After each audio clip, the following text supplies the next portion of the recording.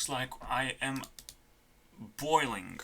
And I have fascination for these rant videos now. And it's a special time as well. So we're gonna see how my dad reacts when I talk for 3 hours straight. And there is no escape. It's gonna go into nighttime, which he fucking hates. Uh-oh. We're gonna get into a conflict very easily. Anyways, I failed. I failed very heavily to make a rant video. Also, I have to disable notifications from this bad boy. Shut the fuck up. Shut the fuck up, brackies. Was never interested. Oh wow, so many announcements. Thank you, get the fuck out of here. Alright, so I should have enough material. This is where I'm gonna collect material. Probably, I guess it's fine, just a bunch of locks, right? A bunch of things that I have to figure out. And we can add locks into the list as like a way to do quests. We can also do this now, which we always do in the beginning of the rant. So, what are we up to today? It's pretty much how I feel. The theme, the running theme. What's gonna be happening? Now, I feel very restrained, obviously. I don't want to wake up my dad and make him feel like, oh shit, what is happening? I'm gonna be very upset very quickly. Also, this guy triggered me. I am lucid. Not a shout out. More like, thanks dude. Yeah. It feels like it was completely worthless. Why am I still a virgin? You survived 2 years above average of virginity, okay? I actually want to double check. We have... my country is different. Virgin average. How about Lithuania? I want to know. But it doesn't show. It really doesn't show. So we're still fucking losers. How about Europe? Does Europe have a higher? How is it? What the fuck, man? What is the average age? Okay. German teens are super quick. Shut the fuck up. Oh, wow. But, can I... What the fuck, man? Germans? That's annoying, man. That's even more annoying.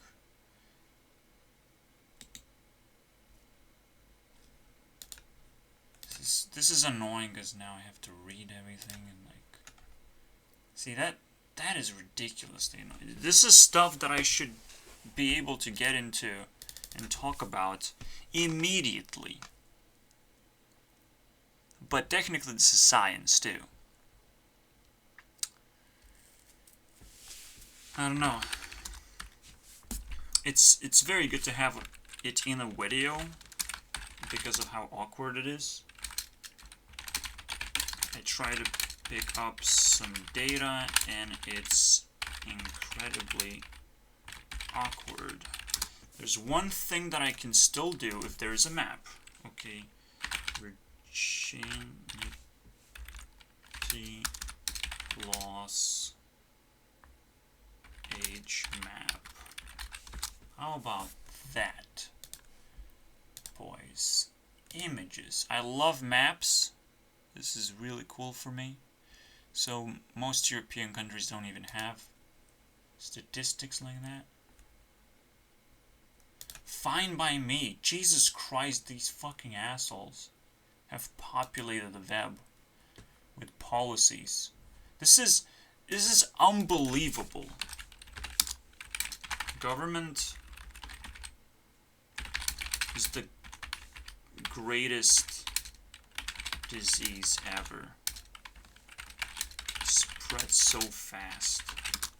You know, like, sure, anarchy as a whole is a pretty scary thing, right?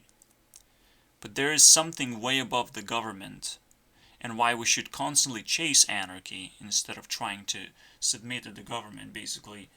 What I'm saying, every website right now who has to run, even a tiny dent, because the government asked them to do it, they're obsolete. You know, you have to run. The government is flooding everything. If there's ever a global warming that floods countries, that's government. That's what it's doing. It's trying to flood everything so it can control everything at the same time by freezing it. It's pretty much a freeze trap.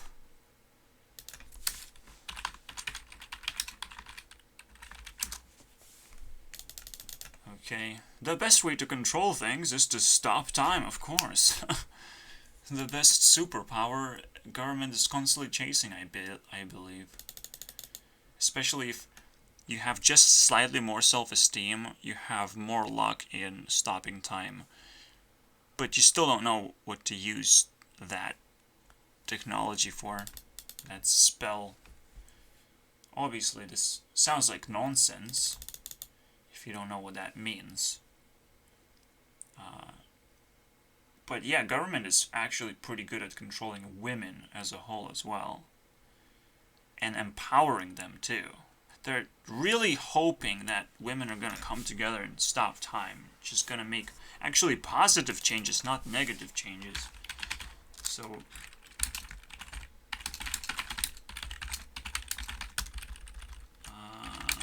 that empowering women will be a positive experience.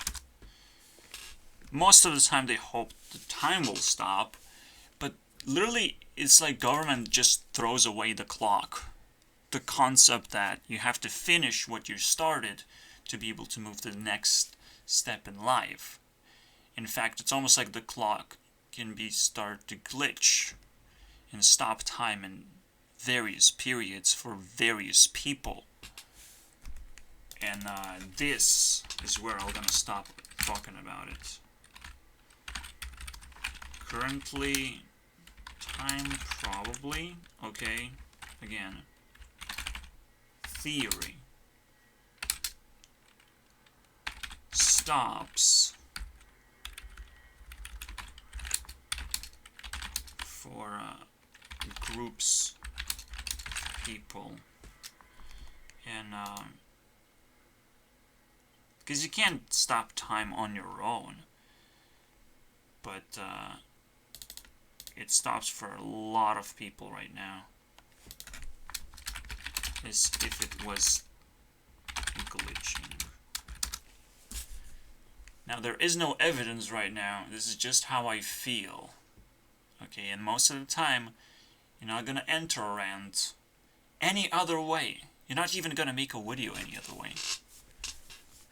You pick up a feeling and you hope that you're gonna give as much constructive criticism about it as you can, but you end up spitting out feelings. And honestly, this is the first thing I should unlock, is the understanding of why rants are so important and why it's just sitting down for 3 hours and following the context. I think that's a lot more important. The context is more important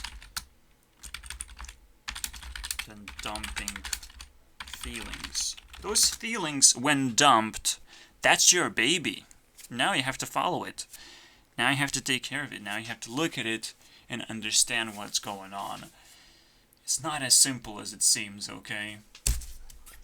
But it's so annoying. I literally got triggers like, wait, 19-year-old YouTuber, you should be banned just for saying I am virgin on YouTube. Just kidding. No, you should be banned for, as a 19-year-old, dealing with like a 500,000 subscriber channel. That's quite a lot of responsibility someone takes out of the blue, and you have to break them down and understand what they're doing. They're basically trying to cheat life. What? Being a virgin gives you superpowers? No, it does not give you superpowers. It gives you a little bit of an energy advantage over other people. It gives you a little bit of a autonomy advantage where you're capable of being more independent. It gave me the advantage of just, ruining AdventureCraft and taking the crown. I got that, but I don't want to see YouTube to just give away crowns to people like these. Now I'm like concerned. A person that I added to the list so quickly just because of his video capturing my attention, just like, that's a good question.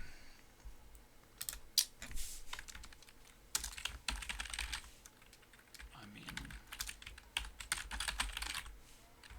shit. I need the point up, okay. Why does this trigger me so much? The idea is that introduction is so important, so why is not everyone trying to introduce themselves into YouTube? Where's my introduction video? How do I make one? And how does everyone else make one? That way is a lot cooler. I think you do it every year.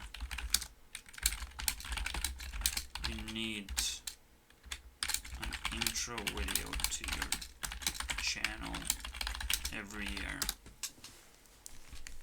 And you have to kind of present yourself the same way that your content is presented, right? You have to appear normal. So people completing your intro video would understand how you pursue the problems that you're solving in your channel. It's very simple, but it just doesn't have to be different. My dad is awake. Let's begin level 1 of insanity. Him being fucking curious.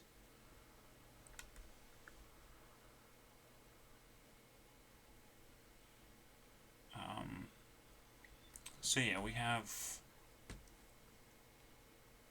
the yellow ones.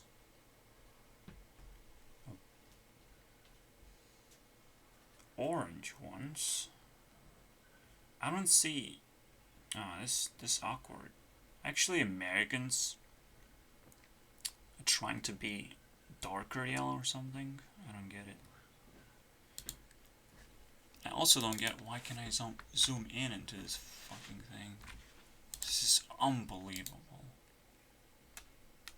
Just view the fucking image. Is this the size of the image? Are you serious to me? This is unbelievable. The level of obsolescence in this website is beyond my understanding. Can I get another map? Getting actually annoyed right now. Do we got this? No? No? We still don't... We still don't get the map. That's unbelievable. I really tried. Why is there so much obsolete bullshit on websites right now? Why can't I get what I want right now? Because Google is obsolete. Probably in its entirety. Fuck my life, dude. Large, okay. So you call that large.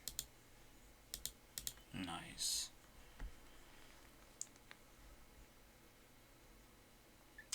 I don't like the way this is structured. This is so annoying again. It shows me the ages. Like 18 and a half. That's literally the age medium that is taken. I know these are gaps or whatever, but I have to treat it as 18 and a half. Which is absurd. Obviously, my country doesn't exist, as well as most of Europe. That's fine. So they treat America as actually 19 and a half. That's kind of crazy. Mean age. Okay. And then Germany is like super annoying. The entire Asia is super annoying. I should be annoyed about them instead. And then, oh, except for China. So it's Russia that's rushing in. That's crazy. But it's almost like literally that's all they have. Is sexuality. Even Brazil is kind of following Russia more. Okay. What, that's Turkey, right? So these special countries, Africa doesn't even exist on the map. And Australia then. Pretty much. Okay.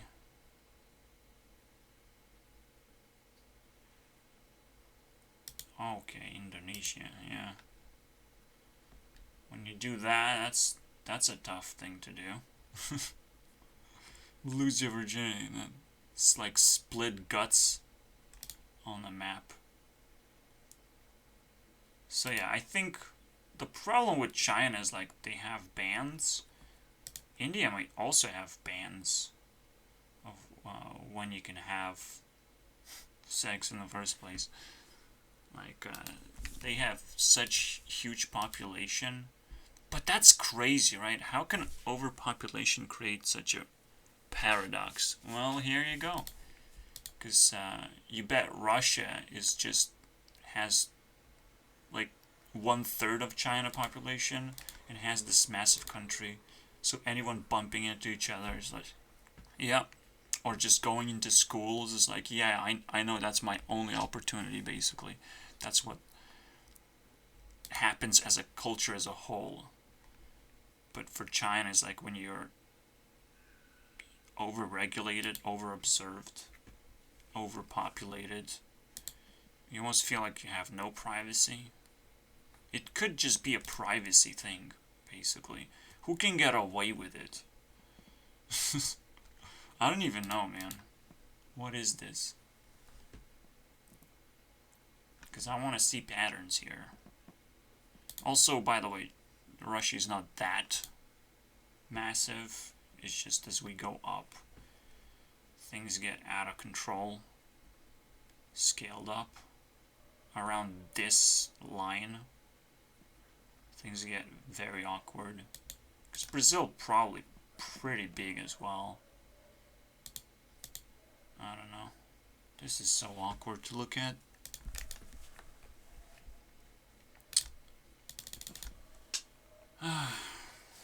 Yeah, you want things to be presented already in a, like, well-documented way. We have this as well. So this is a lot more useful. graph. Let's open this up. Again, I really don't care.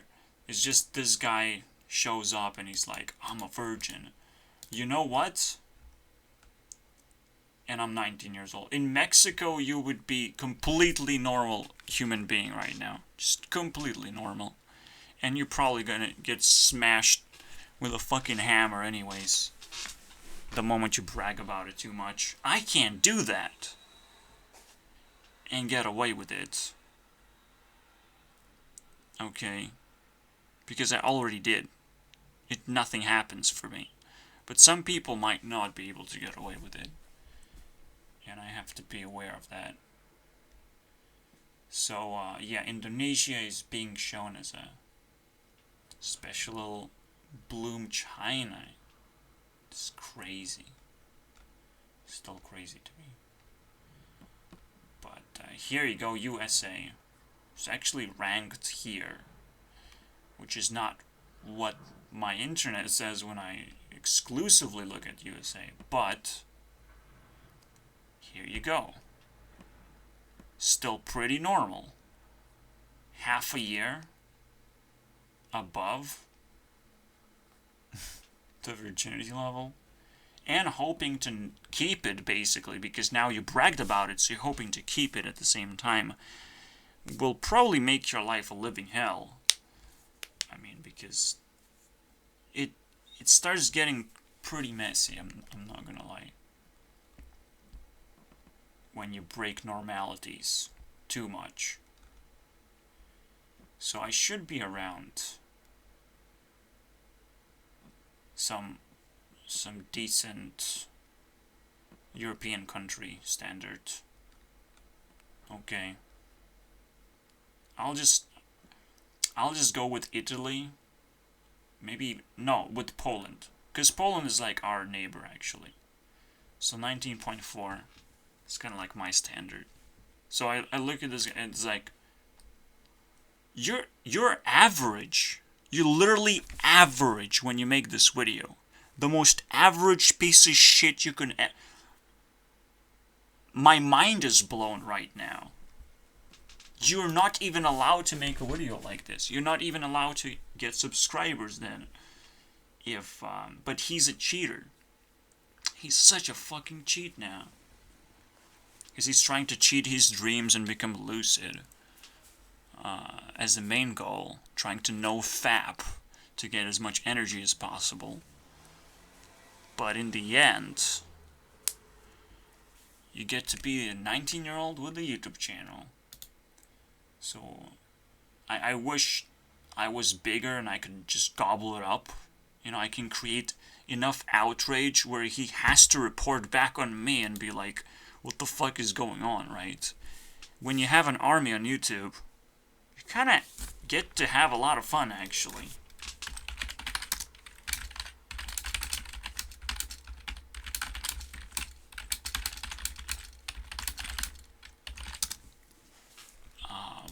Because, especially when I sit for 3 hours and I just educate how to hate other people. Just straightforward.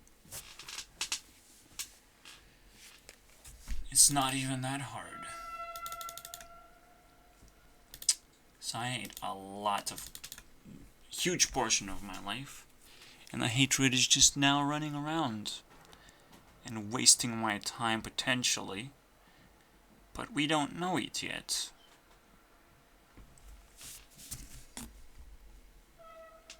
Yeah, so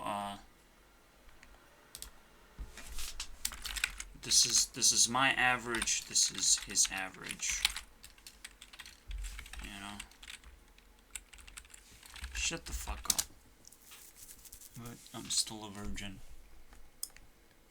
Now I should show his channel. So you will know what, if you want, you know, he's in the middle right now.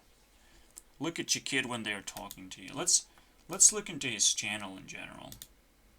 See what he's concerned about. He's concerned about hacking, by the way. A lot of the time. Not safe for your kids. I told my teacher. No. Okay, so he has a Discord channel too. This is gonna be incredibly interesting. Because the moment you have a Discord channel, I don't even need an army of people. I just need me. Okay? I just need to spend a certain amount of time in his channel. He's playing a bunch of VR chat, and that's kind of awkward. Like, why would you want this VR chat thing? What is up with this guy? But he's really chasing for that stuff. For the edge.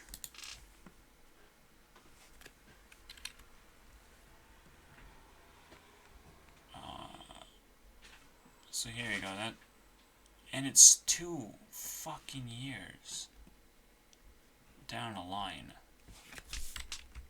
Okay, so you build up. Obviously, if you jump into this edge thing, this is where you get your audience. All of a sudden, this VR thing is very appealing. And honestly, if you can afford it, it's already pretty nuts, basically.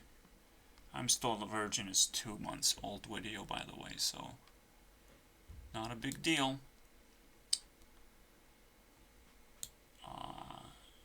But yeah, he's just some young kid with just a bunch of emotions built up, but mostly he wants to hag his life. A kid. I shouldn't talk about fucking kids, okay? But if they enter YouTube, you gonna get a full experience, full exposure, okay?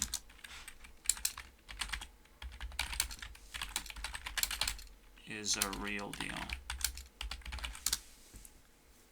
We have to take it a little bit more serious, because social media is establishing itself and it's giving us multiple playgrounds to exist in.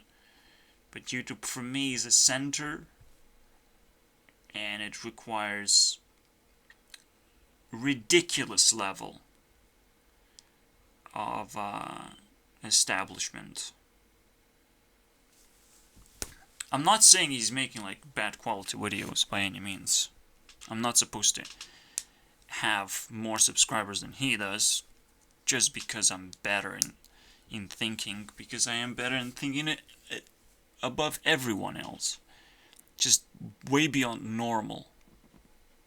Because I do it every day. Because I'm so frustrated about everything. And my personality is different, actually. I don't engage that much in the edge of society.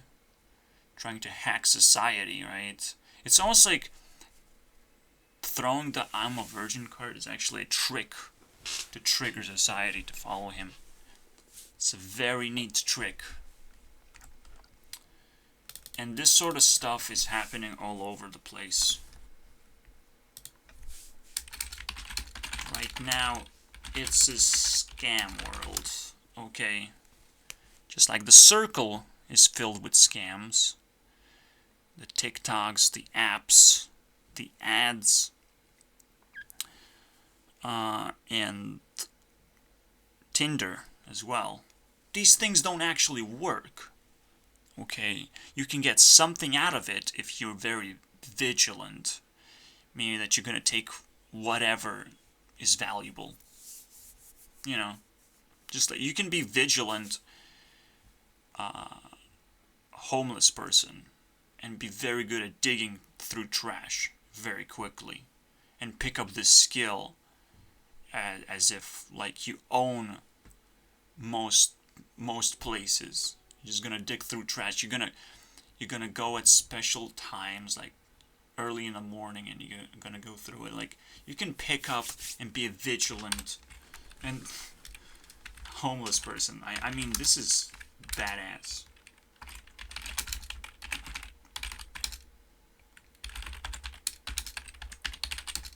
Defines vigilance for me.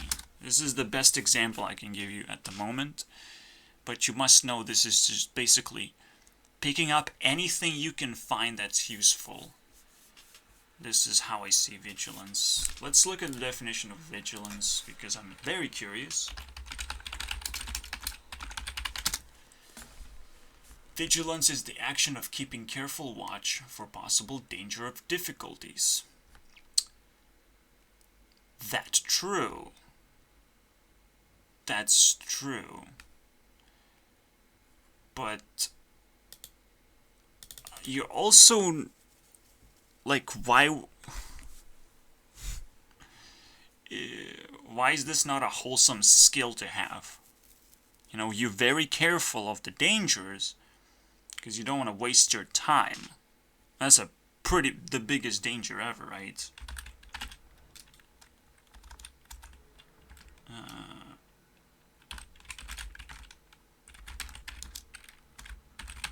I'm pissed off about the definition anyways, and I knew I will be pissed off. Vigilance is not just avoiding danger, but not creating danger for yourself. And yes, this is exactly the definition. I'm happy with the definition, but it's not wholesome, right? I feel like I'm always in danger, so I'm like heightened my senses of what the danger even is. That's what makes me vigilant, basically. Being able to avoid danger entirely, that's not vigilance, okay? Being able to avoid danger while being in somewhat shady situation, somewhat not knowing what the internet is all about in the first place. Like, now that's entering the land of vigilance. And being a homeless person, you are automatically vigilant. Auto-fucking-matic. If you can survive and you can avoid all the dangers and all the triggers out there, all the competition, I'm saying this matters a lot to me here. Let's move to the grade. This not age grade, by the way. Let's move to the grade G. Let's finish this one up. So we're gonna start unlocking a few things.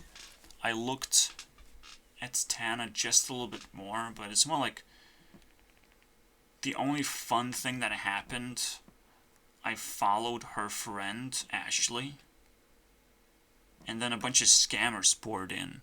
It's like, did someone just set up a profile of scammers? Exclusively taking advantage of that profile? And how? How does that even happen like this? But I literally follow her profile and I get 5 people follow me back. Pretty much scams. There was one girl that I actually replied, or actually sent a DM, and she replies, and it's like, we're chatting. She's looking for a relationship. I'm single and whatever. But I still know it's a scam. Because it doesn't fucking matter. Okay? It doesn't fucking matter how realistic your profile is. Because it's not realistic. Real girls actually have more than a few likes on their photos. That's the first thing that I noticed, is like, you have to build a profile, otherwise you're a scammer. And that's it, honestly. We know from experience that you have to be big to not fall as a scammer. And in order to trust a person, you have to be able to size them up, allow them to contribute to your life, they allow themselves to be contributed to, you having respectable conversations with each other. If that doesn't happen, and guess what? It's even worse than that. Most people are scammers. You know, because they're trying to run away from conversations being meaningful. It's fascinating to me, but there's definitely a consequence to this, and there's a big topic that I want to unlock, essentially. I think all I have... actually, no. Yeah, I can't really unlock the locks that easily. So we're just gonna go through it. Maybe I can say just no. Oh, fuck my life. No E. Okay, that's... ES sign. Okay. The Y sign.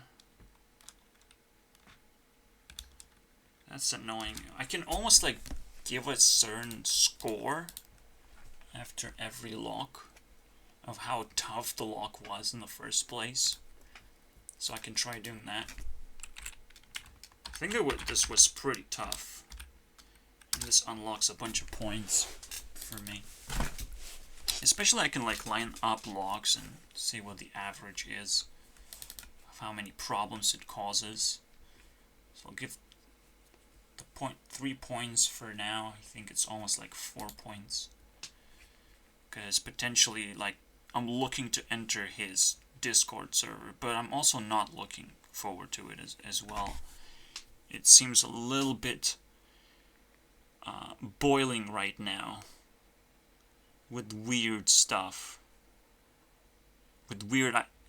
he's almost like playing the sneaky government tactic of like, I relate to you, but I also want you to change just a little bit, which is sneaky. Absolutely, you can break me down as well, but I literally do it for you. So that's why nobody watches, I guess. I have no problems. No, I mean, it's so problematic in general not to be judged. Like, I should be able to just click a YouTube button and a bunch of judgment pours in. But at the same time, I actually don't want to do it, and I feel like I was presented with that choice before. It is gonna be tough. I also want to, like, break down these things, because these are previous rants that have some value. And I did that before, if you remember. I look back, I read, but I felt like reading was taking so much time. It's not gonna work out. There's one more thing that I was doing, and I established a YouTube map, Unity, some very light software where it replaces YouTube map. I can't load it right now, actually. So I'll take a pause. Because every time you have to actually archive it, every time you reopen it. So technically, all I have to do is just leave this window hanging. It should be fine.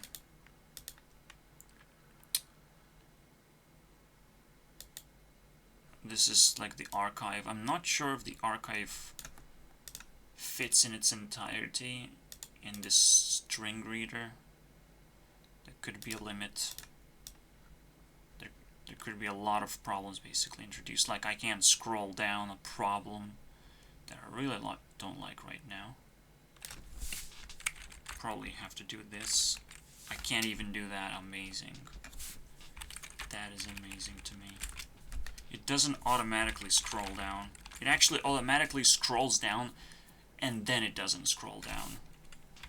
This is unbelievable to me. This is so pathetic that I actually... No, there's nothing I can do. I actually have to go Shift Home. No. Okay. Close enough. Close enough, guys. Have to use some hacking skills, boys. And remember a function that I never used forever. Yes, mbusters, if it shows up, then it's fine. So we're gonna paste this code and allow it to be read. Alright. Be right back then.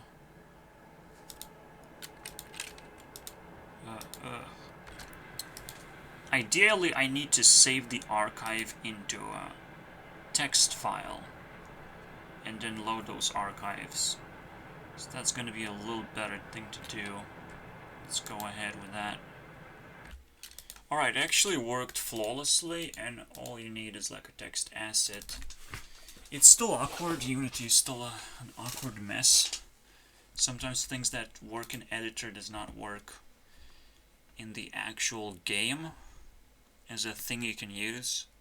Sometimes Unity's trying to make the editor a little bit more convenient than allowing you to make your own editor through a game, your own interfaces, but whatever. So what we have here, where I have to plug in an archive, and then it can read it very quickly. Alright, so I have all kinds of data. I can look all teams.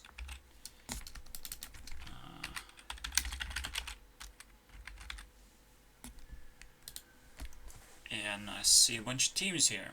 There's specific 4 teams I look forward to in this specific period as we're discussing things.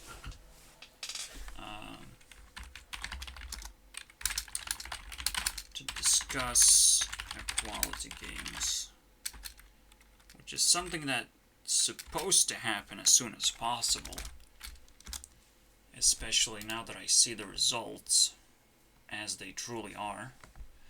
My results are pretty good, but they actually got knocked out from 22,000 or 23,000. And honestly, I should be way higher than that as well by now. Just like every other team is at 6,000 or something. Because I actually added these scores and not this particular score. Which makes it a lot higher as well. Alongside with YouTube mining being done in the background, where I can just plug in these values and I get the updated results. So there are 4 teams in particular below 4,000.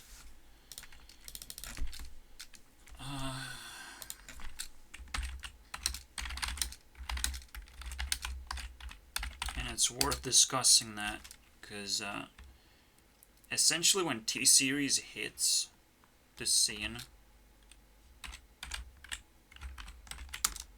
I want the event to represent a breakthrough specifically. Stands for transcendent. I will say transcendence. This is what I also marked with a star. Acquiring the next level.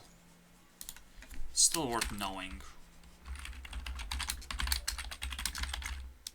Also say off education. But you get the idea. The off education tag kind of applies to me specifically. Because I'm so eager to learn more things. But everyone should be eager, right? It's like a very universal skill. It's just I'm learning in a little bit of a different context where the power of learning is like within me. I literally learn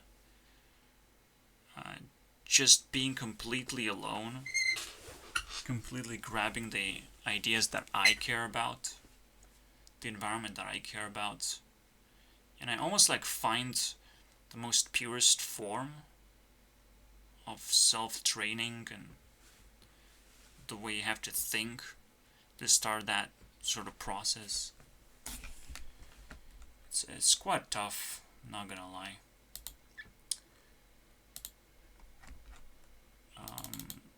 So yeah, transcendence basically. Each time I will higher the bar And if someone doesn't perform, we give as much help as possible. We don't just leave them behind. We give as much help possible to help them transcend. So what did I do with Hearthstone and Minecraft? Stone had or has Vsauce.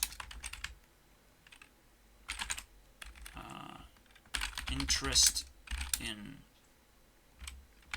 science. It's a different kind of interest, but it is there, and we can use it. So I was like, I'm gonna add Mythbusters because I have watched their videos a lot, and they're long, they're enjoyable, they keep you on a suspense to know what happens. It's more of a physical testing, but sometimes it goes to the realm of psychology, of what happens when you don't sleep for long enough, or maybe other things. Please memory. I don't know. It's mostly physical science, which is super simple. Sometimes, yeah, they actually also try the Monty Hall paradox to see how that works, but it's a little bit too obvious how it works. Sometimes science does a awful thing to prove the obvious when it can be proven mathematically. If something can be proven mathematically, then it shouldn't be proven scientifically. It's like proving a prime number or something. But here you go. Hearthstone has a little bit of this mathematical edge because it's a playground for math, but in a different way. It's more of a playground of strategy. And I don't think, science is that interesting. People have tried to make science interesting and spit out cool facts. But the best way to actually approach science is to make it transcend. First of all, more into logic, but you can use this strategic world, the world of strategy, the world of psychology, trying to understand what a certain card stands for and what is its power level. Like every single time Hearthstone releases a new expansion, reviews are quite interesting to look at. Not only you get the new flavor of cards being introduced, and you have to wrap your head around that, you're also trying to predict whether cards are going to be playable or broken, which is which. There's a lot going on with card reviews. So much. So technically, like, Hearthstone outshadowed the scientific realm easily, but there's still a little bit of that. If someone makes a huge breakthrough scientific channel, I'll be looking into that. Now, Minecraft, on the other hand, still has Skyrim, okay? And I'm actually eager to play Skyrim, or at least download it and install it here.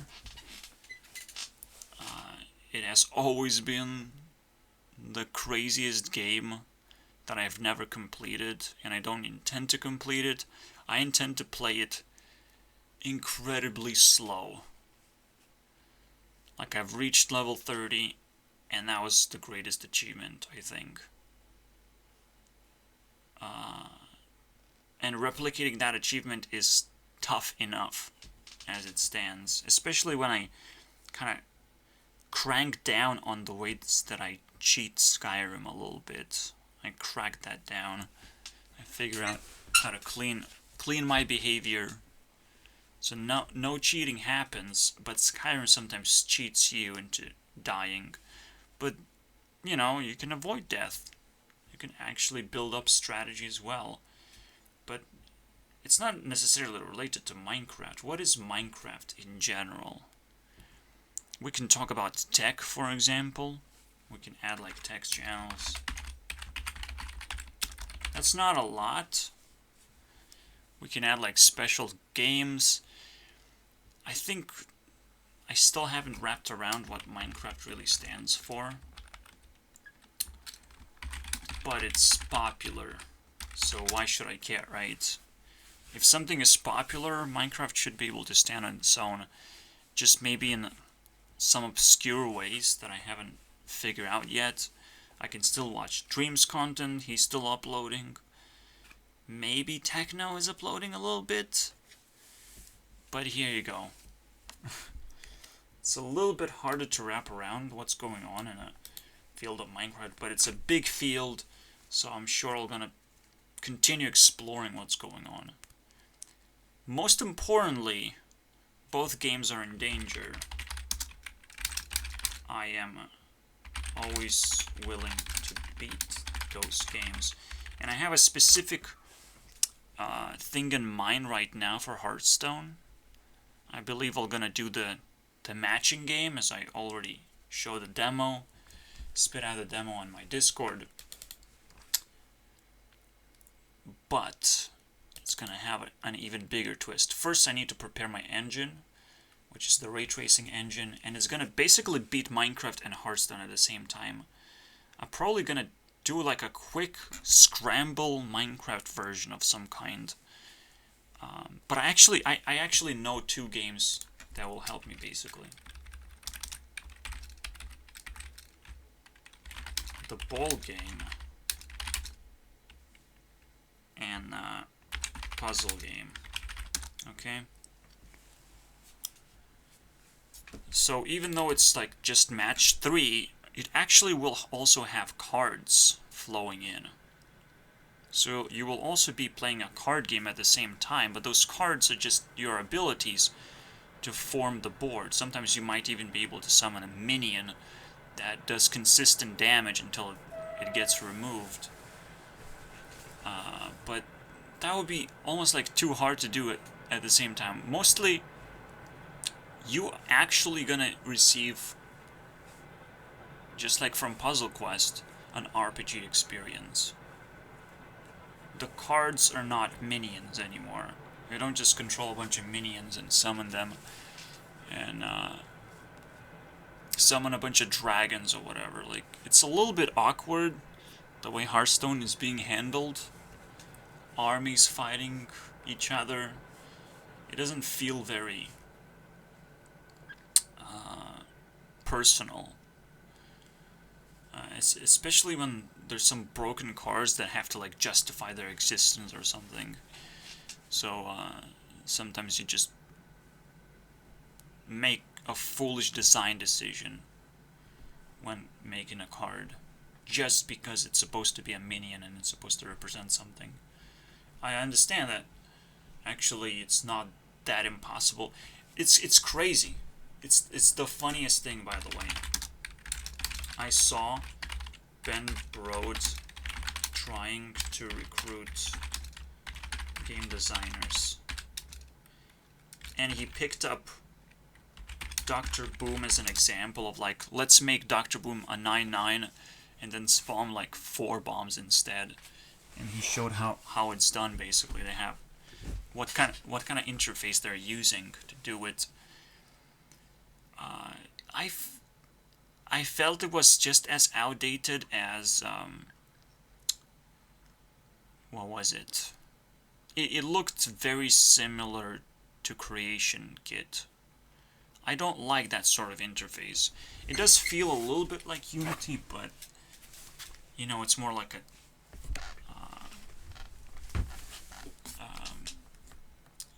instead of you seeing the code, you have the drag and drop, or you drop down a menu and you select something. So you need a loop, you select a loop, and I don't really like that sort of stuff, but I understand you need to know the language to be able to code in the language. I don't know, it seems... See, people are trying to invent their own versions of visual programming, and to me that's a little bit of a pathetic thing, pathetic effort.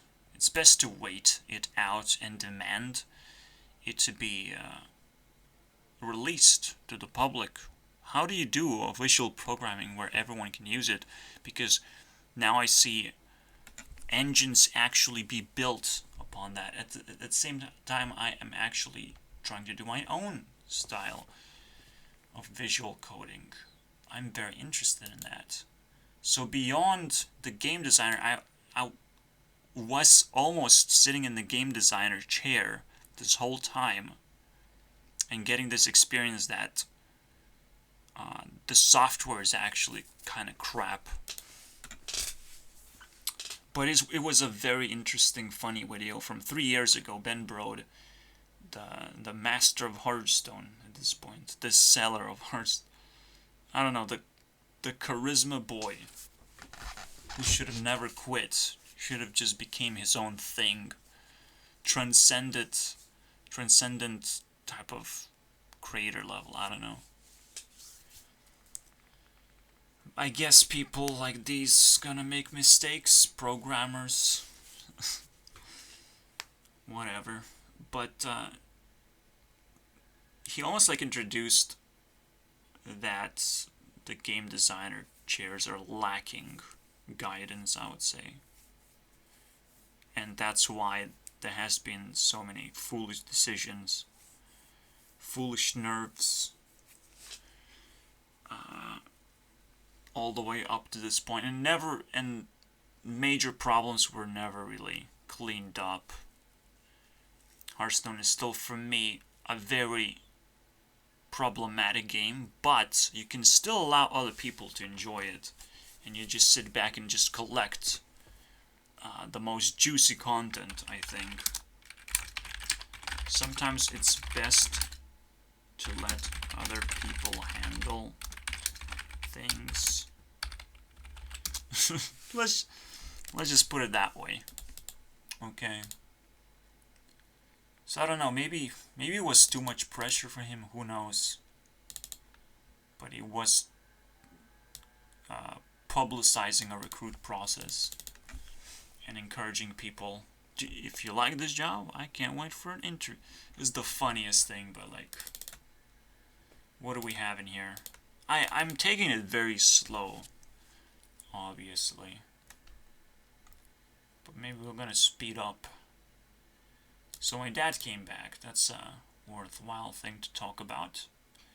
But let's start with, what is kindness? No, maybe how I feel about my dad first. So, a slew of problems. Every single person has their own world. And it's very toxic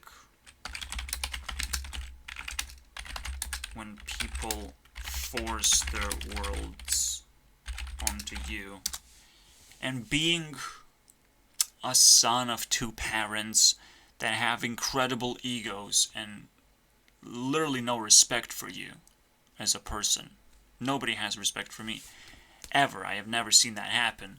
But like, they also don't have respect, even though they're my parents. So nothing actually changes. It's just two strangers trying to insert their world because it seems like they can do it. Just because, you know, they helped me survive.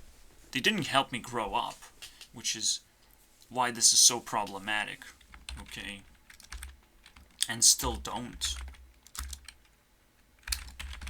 Yeah, my dad showed UK, and my mom eliminates need to rent.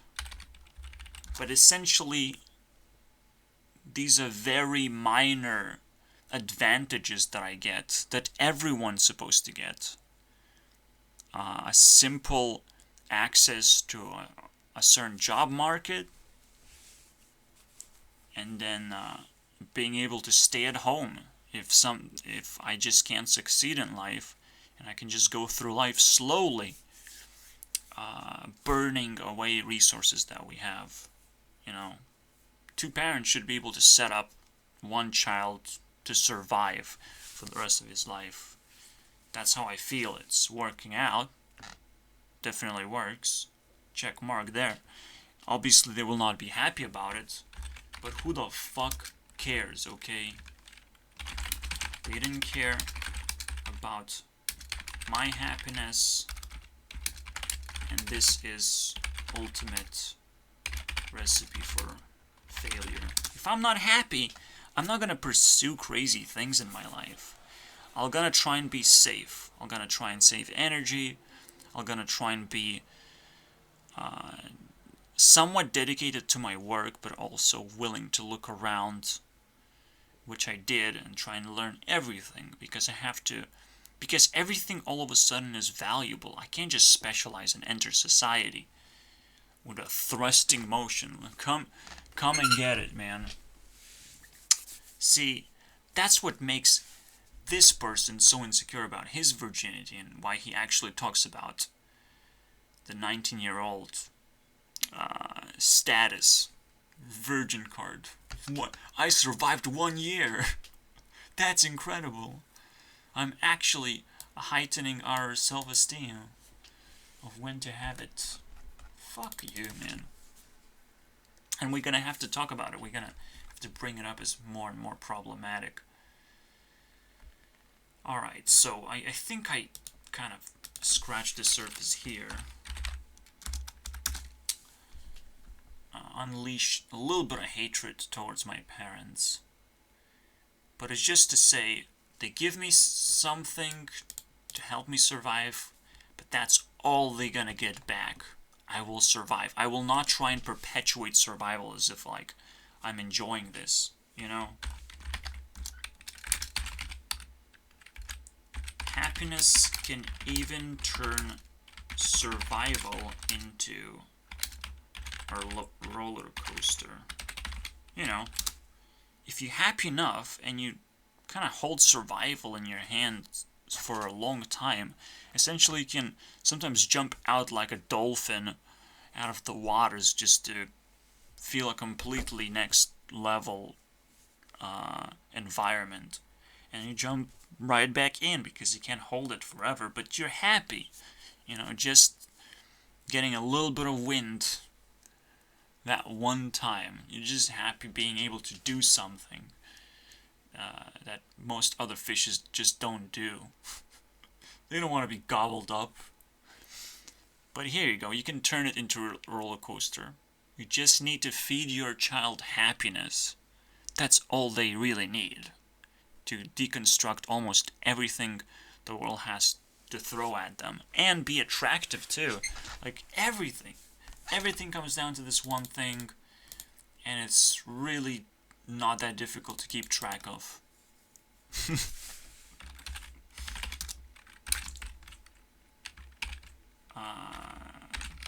Parents are pathetic if they can't track this single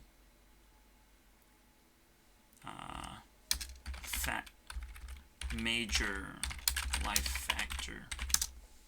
Now, obviously, happiness is a lot of things. It comes from a lot of places. But you must just show interest in someone's happiness, and all of a sudden you're automatically learning. You don't even need nothing. You don't even need to worry about it. Both parties have to worry about what happiness is, so you trying to care about that person actually automatically makes them more happy. It's just super automatic. Super easy. Just have to care and want to learn. Okay, just be open. Open for your own roller coaster to open up all of a sudden the moment you pick up this goal of, I want to make him happy. Huh, so cute. Now I'm not happy. It's gonna be very, very bad very soon.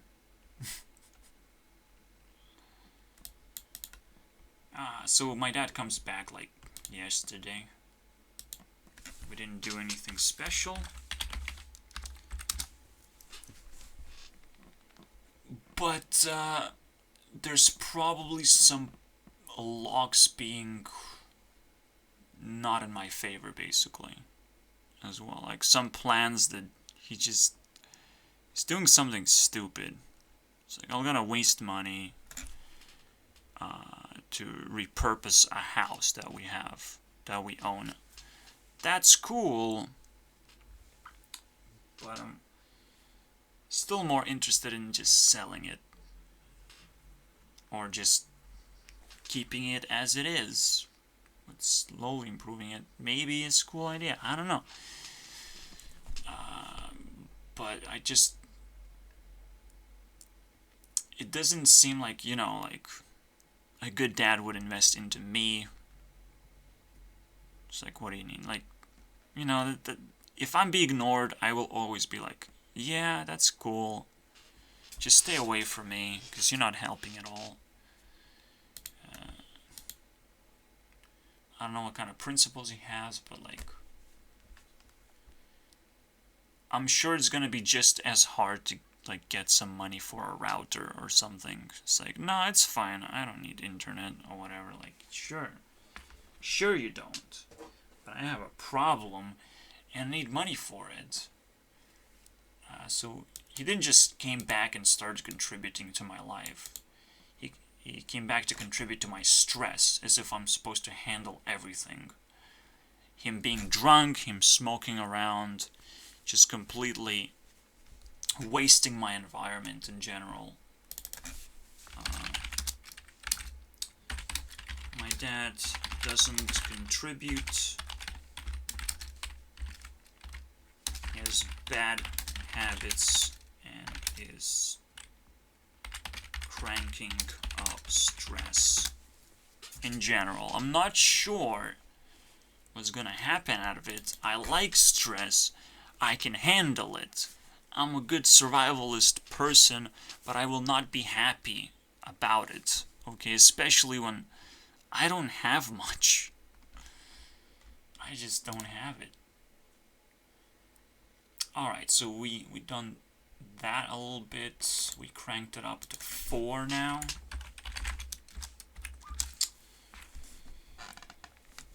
Let's discuss what kindness is. Actually, there are 2 more channels I didn't cover. Alright. So yeah, you could have like overarching topics as well. And it could add another lock. Maybe it's worth trying and do that. I'm gonna...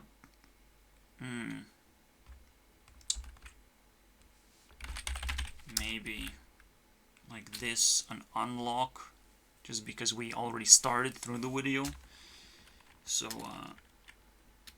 a bunch of teams will need to step up. Because when I looked up the best team, Team Magic, it's actually doing fine at almost 7,000. So it's basically going to be chilling. I'm not sure how to separate the team members. It seems pretty solid. It's almost like the leftover Hollywood stars. Californians, man. The leftover ones.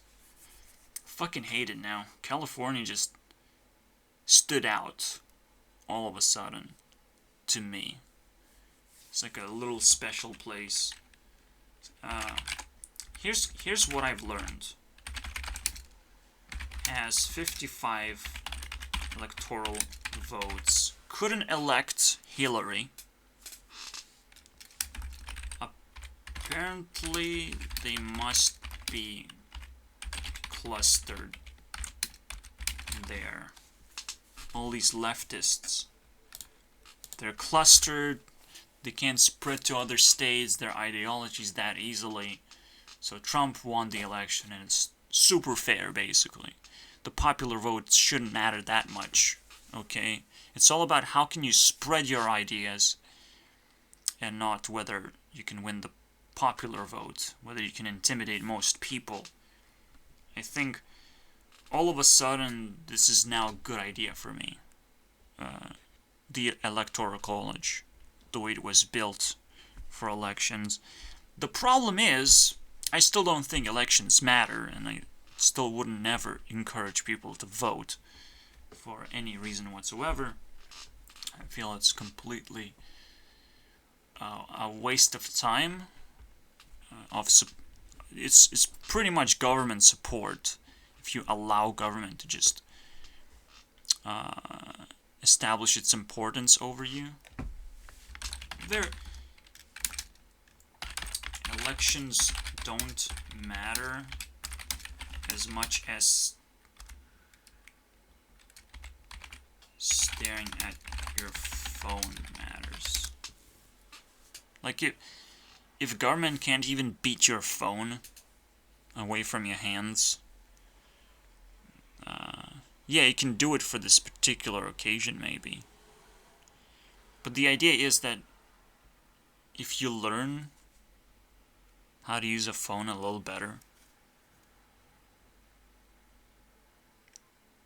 that is way more important than just voting. Voting doesn't do anything. Doesn't do anything at all, ever. No matter who wins, who gets control, because every single time you're just showing the government that you care, that it's not a problem at all, that voting is not a problem.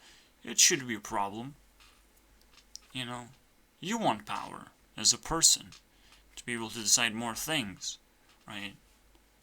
You should be able to vote for a lot more things than a president, too. And make those votes also matter. You know?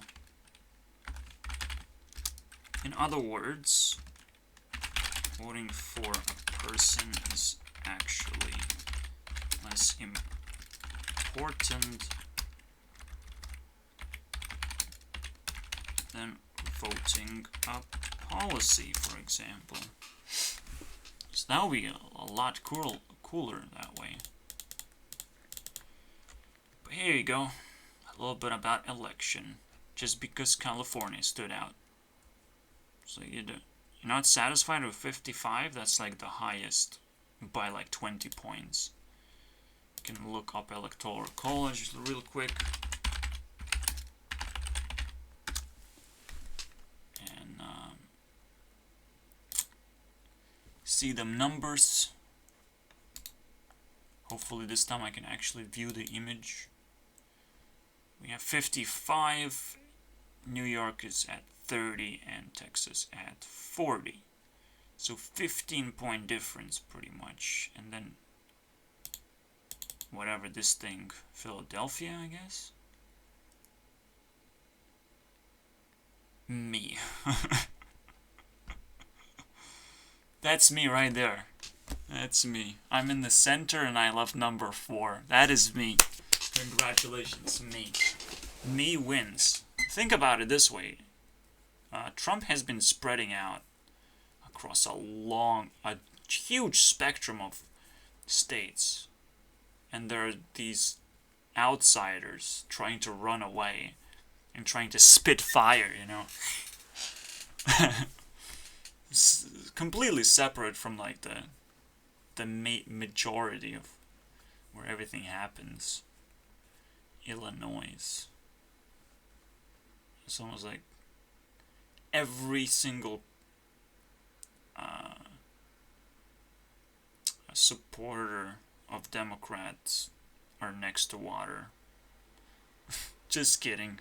Obviously up there is Canada. I don't want to look stupid. No, but it's cool. It's cool. Now I understand why this system kind of works a little better.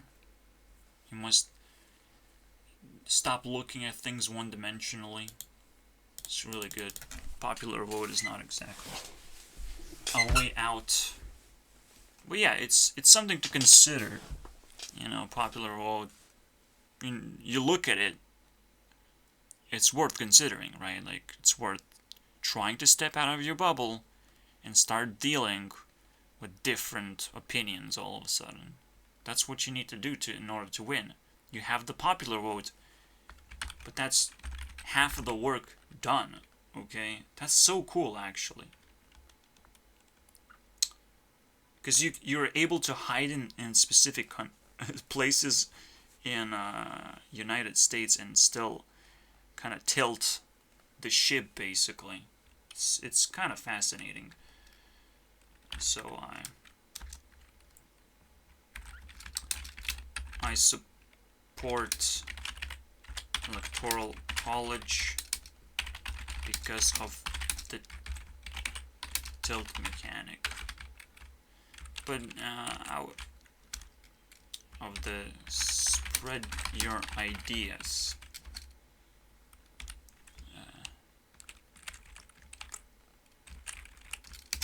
Problem. Yeah, you can have your ideas, you can keep your ideas, you can have crazy ideas bottled in somewhere, and you can introduce them into, like, through movies, through media, and spread it out quite radically throughout the country. But this sort of left versus right battlefield has to constantly evolve and understand that media gets discredited sometimes and thrown out the window and changes into YouTube, where people don't really care about politics as much, so they're just gonna take yet another man. I'm sorry, it just doesn't work out that way. We're still not that secure about a woman being president. Okay, just so you know, especially when we can throw mud at her and it sticks. Anyways, so that's that. We talked about that a little bit.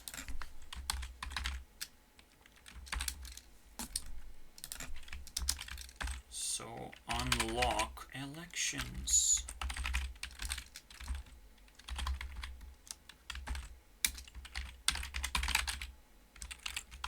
Mainly US elections, obviously. Because that's the only thing that matters in this world. You know, in the end. You're not just voting for US, you're voting for the rest of the world. Just, US is just too popular on the internet right now. It's pathetic how popular it is. I feel a little bit misunderstood right now, and just learning the language, learning the culture, blending in. And it's like, well, you should come with a group of friends already, you know? There's almost like an expectation of some kind that I will successfully blend in and already have friends naturally, and already be able to spread my ideology in real world and not throughout the internet, where apparently nobody really has any influence whatsoever unless they can. You get it. I feel like I tried hard enough and nothing makes sense just yet. Alright, so the bomb run, now I'm like forgetting what it is, but essentially this is the idea that my anger is accumulating, and I will want to unleash it, and unleash it as fast as possible, basically. Instead of unleashing my anger when I am weak, I will do it when mature. And all of a sudden, out of nowhere, people are gonna be like, wait, you made these, oh shit, right? If for any reason I am popular, it's definitely not because I'm making rant videos. It's because I'm doing some kind of transcendental artwork, some kind of creation that immediately captures people's attention, because I will try next year again to do music. Maybe my entry to the world of talented people becoming creators, basically the world of creators, maybe I will enter it quite straightforward and just keep releasing music and don't stop unless I get really, really tired. But it's completely new field, so there's going to be a lot to explore. Every time I pick up a new skill, I update my previous songs or whatever. And until one song is baked to the fullest, I can release it. So basically I'm gonna be brewing a bunch of different concepts. I'm already, planned fully to unleash a lot out there. But hey, that's for the next year. What is the overall idea here? Obviously, with a lot of suppression from the government to take away a toys movement, basically, you have to regulate yourself, or we will attack you with police. And the system is so out of control, and the more funding the government actually takes, the deeper it establishes. The country gets into economic chaos, because I think the most useless group above everyone else is the government. They get the spotlight. That doesn't mean they will be able to use it perfectly, okay?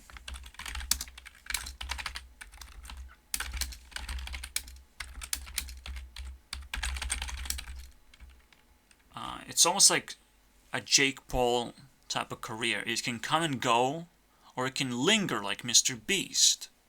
He can establish, Jake Paul is not equal to Mr. Beast, even though they actually have the same personality. But definitely Mr. Beast is way transcended over that bullshit of flexing in a stupid way, right? He flexes in his way, and it works. It's actually respectable and shareable, and explodes above the Paul brother bullshit. Because Paul brothers can't keep up with their own bullshit. They can't just spit out content over and over again, because it gets worse and worse. And less relevant as well. Once people crack down on what exactly you're doing, it's harder to create dramatic re-entry into society of some kind. And just breaking standards is not good enough. But I don't know. It's just weird. So it seems like a very weird combination of points. But this is what you have to understand. There's certain governments way better than the other governments. And sometimes you have to learn how to leave and find new places.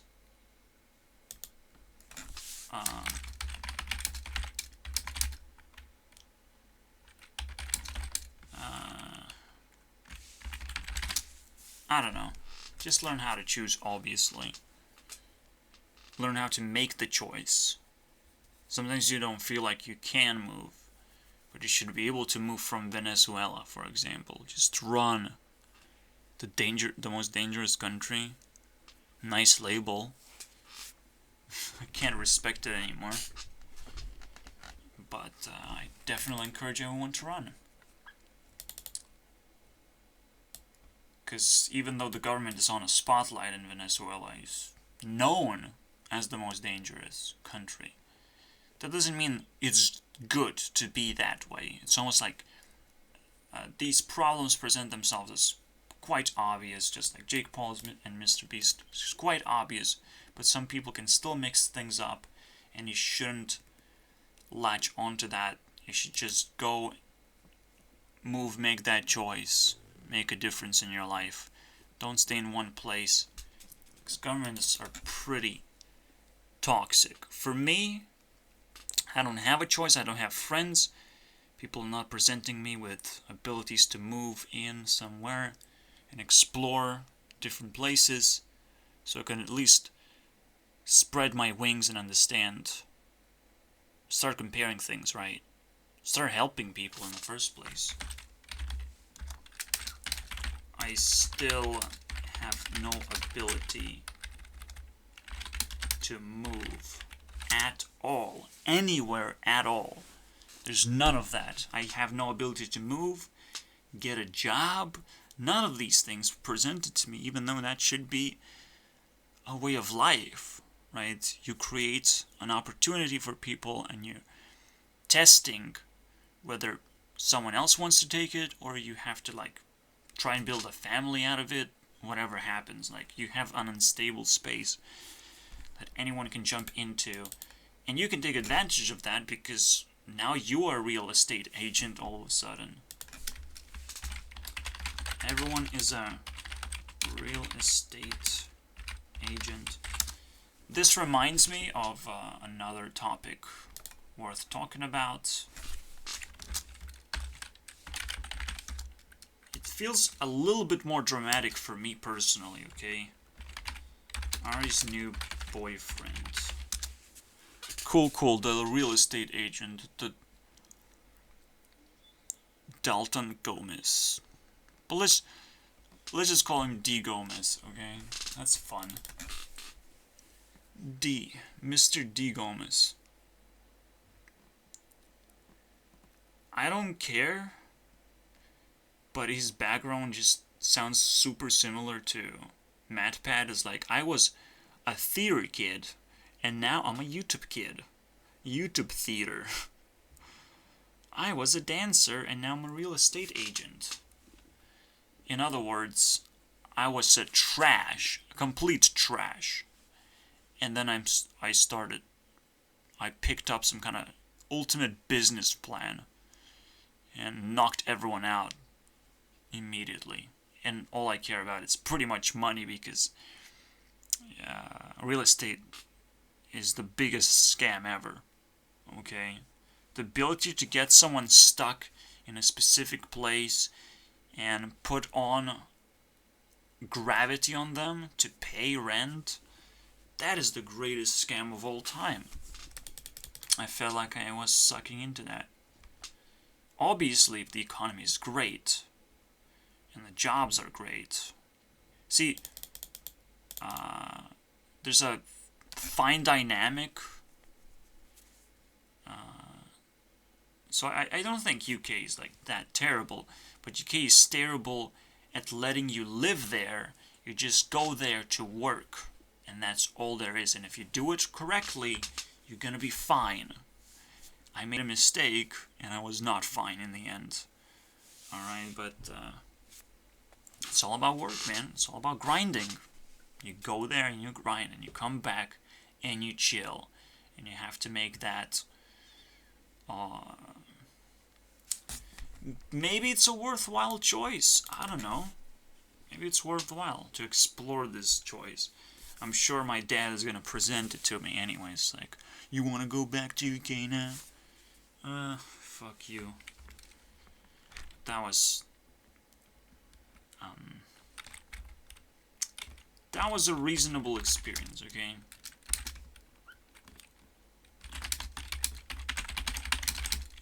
Reasonably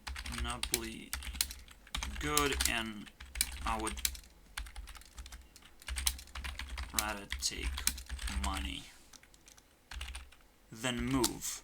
Okay, I didn't explain this, but if my dad proposes to me that we should move back in for some reason, I would just take the money. Just like, it costs travel, it costs rent. There's so many additional costs. I live here for like $50 a month. That's crazy to me. What's the point? What's the point of moving? So I'm not gonna dig too deep. There's definitely some drama possible. But the point is, she found an Earth-type person, a new experiment in her life. She had the fire person, she had the wind person. They played the double joker until one of them died, apparently. And because one of them was too close to engagement, and then it all comes down to this new bad boy that I would fit the role quite nicely. Okay, so I see that's the annoying part. The annoying part is ability to know and trust and be close to someone. And that's what sparks love. You cannot spark it through the internet.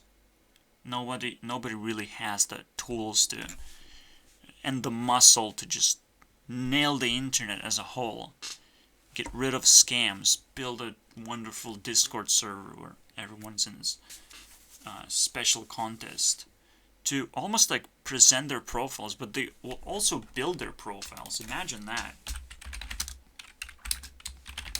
The idea of YouTube Bachelor game is not so dumb. And at any point, these celebrities could just come down and make the game happen. Build your profiles. That's what in the end would happen. And by the way, I will sit here 3 hours straight, because I've been waiting for a long time to do this. But now I have to take a break, so just quickly eat something. I mean, after all,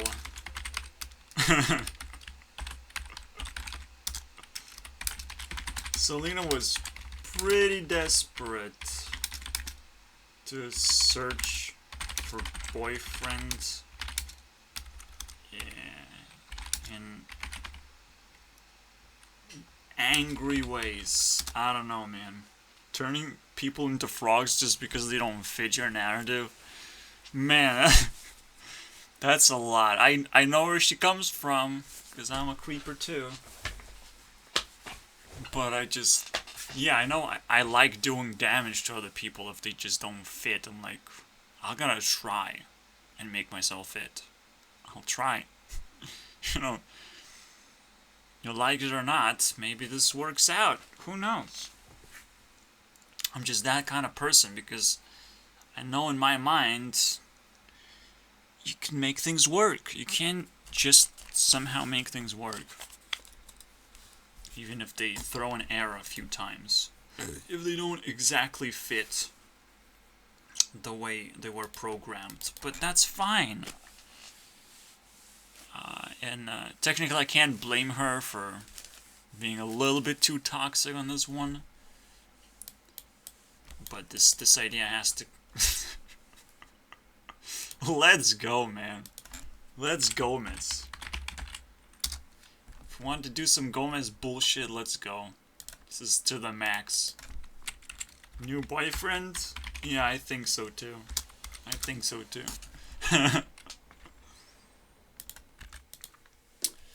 Alright, so super back right now, even though I haven't ate my food just yet. Keep on taking small breaks. Now I'm just waiting for it to get cool. What else can we take right now? The bomb run, fully loaded. I actually want to talk about two more teams. It's PewDiePie and porn teams. How do we deal with those? It's almost like the opposites as well. The opposites meet. The grinder of bunch of girls trying to get a spotlight, because no one girl can actually get it. And then PewDiePie taking the spotlight and hoping that, it carries over. And then he has enough teammates around him. That's the only thing that can keep him strong and allow him to play like multiplayer games in the first place, with not just these dumbasses of like Markiplier, Jacksepticeye, whatever.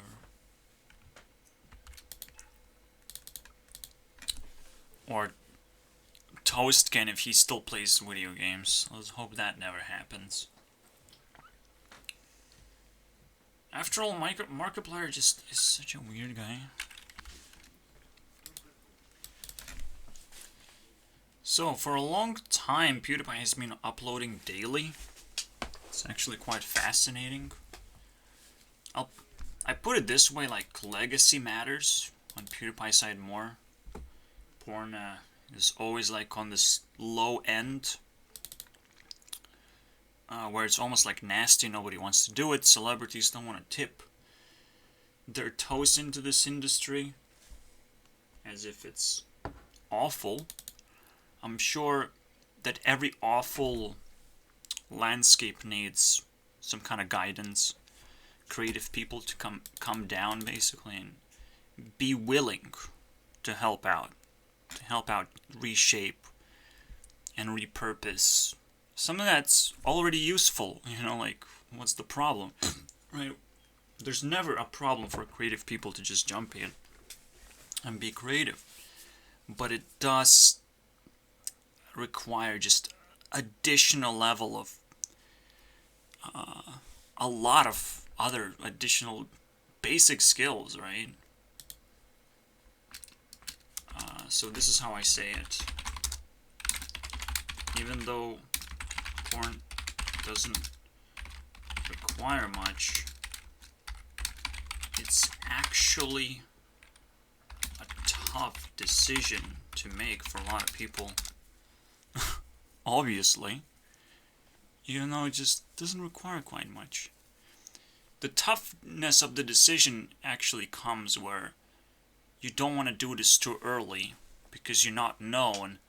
You can end up in anywhere at this point. And it doesn't matter how hard you work, it's all about whether you can establish an additional profile that's clean, which is all of a sudden is busted. But if you can do it in a reverse process, it's actually quite fascinating. This is why I introduced the topic in the first place when I talked about Taylor Swift, and why she should be the first one to do it. But the crazy part is, like, it's almost like a transcending period, just because you testing yourself, testing some of the basic skills that you have, and testing yourself against the environment where everyone is kind of waiting for it to happen anyways, or they will deep fake you to oblivion. They will try and replace you with fakeness. I don't know how dangerous is this deep fake simulation, but it's definitely a lot of cringe. Twisting reality like this.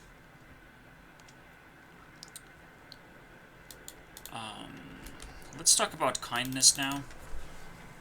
Let's try and unlock this. The reason why I talk about it, I posted a sweet candy. Capitalism fails if, in the end, people don't learn or forget kindness. So you can have kindness and forget about it when you earn a bunch of money and you're like, oh, I don't have to be kind. I can just keep the money and spend it as any way that I want. Capitalism, Someone else will know how to take my money away from me, right? Well, I could just repeat the message, because the message stands on itself so very well. The reason why capitalism fails without people's kindness. I'll immediately just turn it into a cupcake. So why does it fail? Because in the end you acquire your capital, your max capital. You can't really go any further than that. And establishing means, you spread out your wealth. You're gonna have a humble family, like everyone else, perhaps. Maybe you don't even want one. But based on what your environment needs, truly needs, how you can maximize your environment, because that's what it is. Maximizing your environment means being kind to your environment and giving away resources and being able to make sure that the environment is happy about it. It can adapt, you can adapt to it. It's beneficial. It's a win-win trade-off. When you reach that, you know, here's another way of saying it, and perhaps we can move to... Why did I put J? For fuck's sake, I'm so retarded. We had F, we now have E. I put J in there. My mind is twisted as fuck if I put J in there. Alright, so you accumulate your wealth. Also need to spend it, okay? Exchange your money into actually real life value. That's the only best way to die. That's the only best way to leave legacies, to spread it out real time. What's the point of just leaving all your empty homes to your children when they even probably didn't even had a chance to, you know, spend time there? You just awkwardly died and left everything behind to your child. They didn't even knew how much they're gonna get most of the time.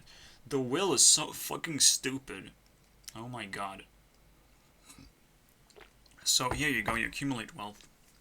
You have to spend it whole. It's your money, and people know not to touch other people's money. That's a good ideology, I'm not gonna lie. That's fine with me. But also people should learn kindness at the same time and understand that they're dying and they want to see their environment actually evolve. While they're dying, they're not being killed, you know?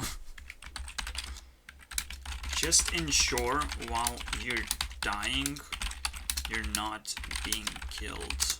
Because if you're gonna delay your will all the way until your deathbed, fuck that.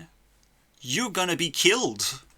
People gonna fucking turn into clowns to try and take away that precious feeling of I know this person. Fuck that. It's crazy. It's really crazy. Obviously, you can see through most of that. But it's still gonna encourage a lot of toxic people in your life to enter and care about you. Just, they're gonna expose themselves, but, you know, it's a nasty way to put it all together. Alright, so the legacy system. That's why I introduced kindness, and I wrap it up in just 2 points.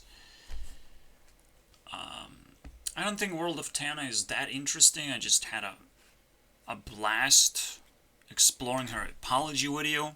Her apology video, probably bad, probably very useless, probably, hey, look at me, I'm a trendy Californian, like everyone else. That sort of stuff. I'm crazy leftist. I will support anti-racism or whatever. Because it's all over the place. Not necessarily. I think Americans are just racist against everyone who's not American, basically. They must be like the most racist thing ever created. And we just don't know it yet. We just don't know it. I'll tap it, man.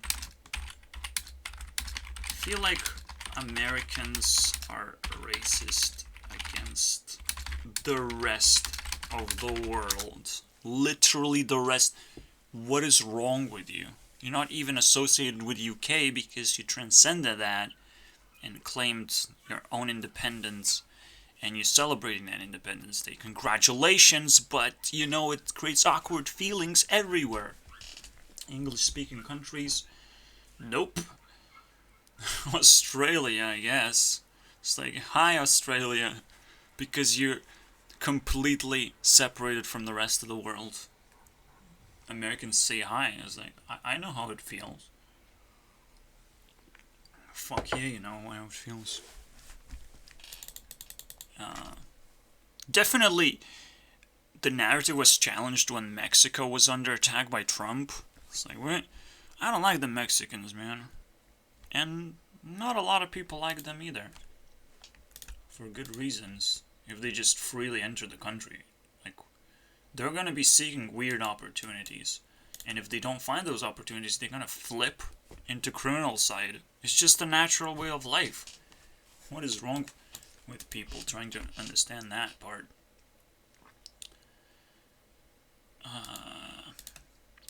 Please adopt me.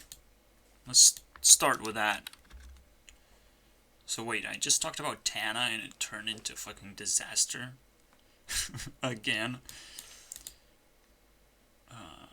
Okay, so this is another point about my dad.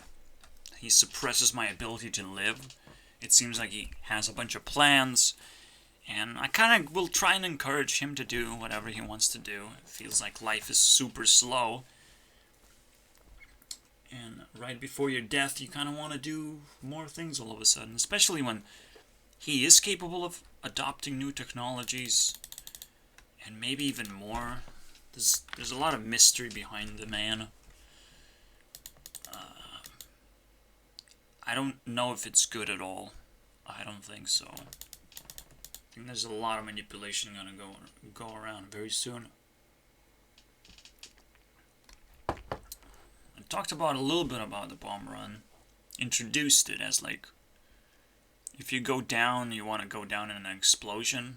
Otherwise, you're trying to be as humble as possible to the world.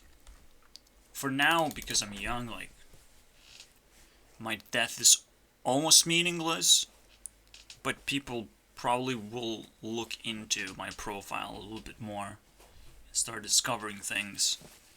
It's just some weird event. Death is a weird event that makes dead people famous for a moment. And honestly, you know, I don't know, because I would be dead. It's so annoying. It's the most annoying thing. I can't say anything.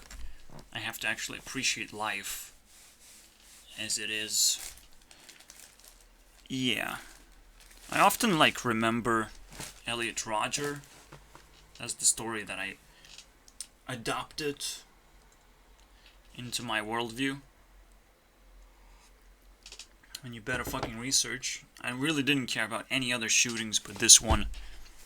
And it strikes me because he's a YouTuber, right? A little bit. He spent his little bit of time in YouTube, but he also spent tremendous amount of time just being separate from society, and this is what actually happened. That's why people call out incels as dangerous, but they're the ones being dangerous, okay? Society is endangering itself, not incels endangering society. Like, are you kidding me? Incels are dangerous, but it's society's fault, okay? Obviously. Is society really that fucking weak to bring these people not into justice but into light?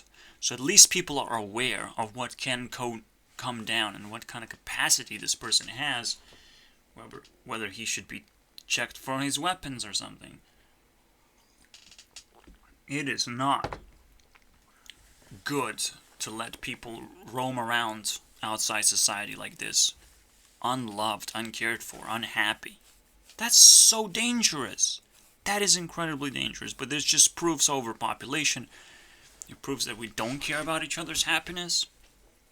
We don't care about each other at all because we're probably all unhappy. Or so we think, because we're too slow to learn. It could be a very good point.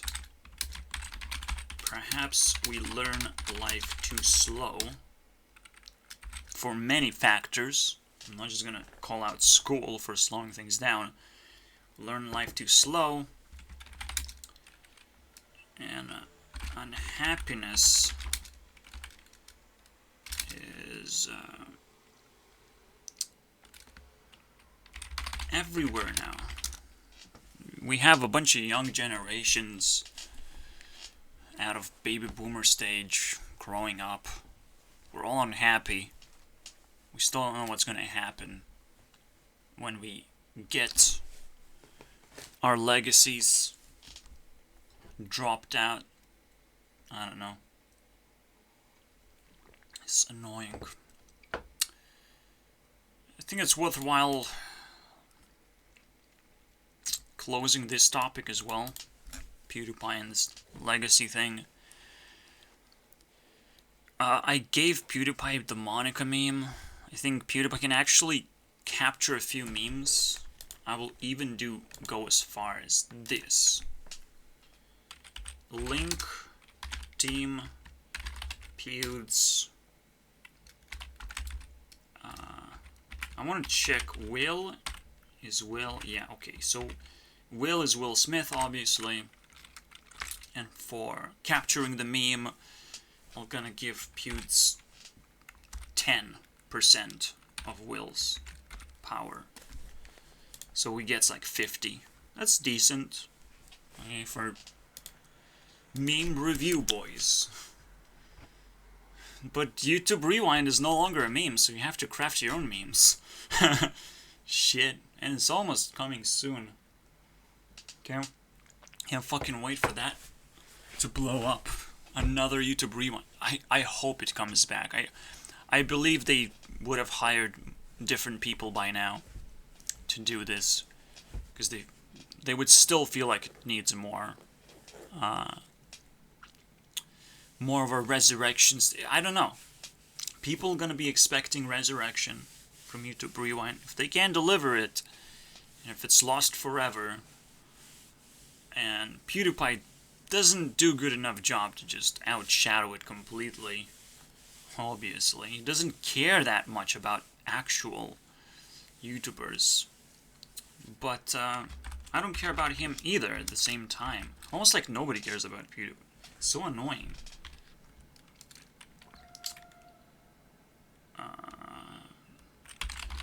PewDiePie has ability to steal the memes. And we should be able to appreciate that somehow. But the greater ability that he had is, again, uploading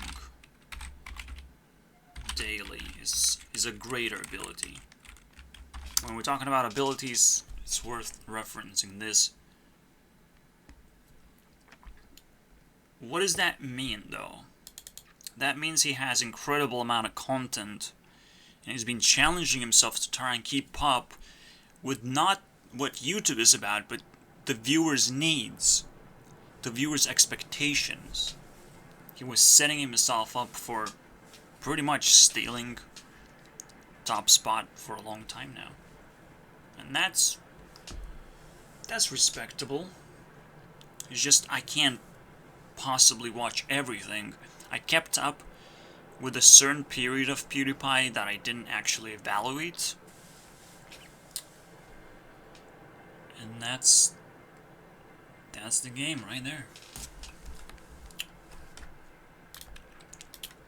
We have 1 hour. And things gonna get more intense. For no reason, believe me. Alright. Now, what's gonna save the porn team, like, actually?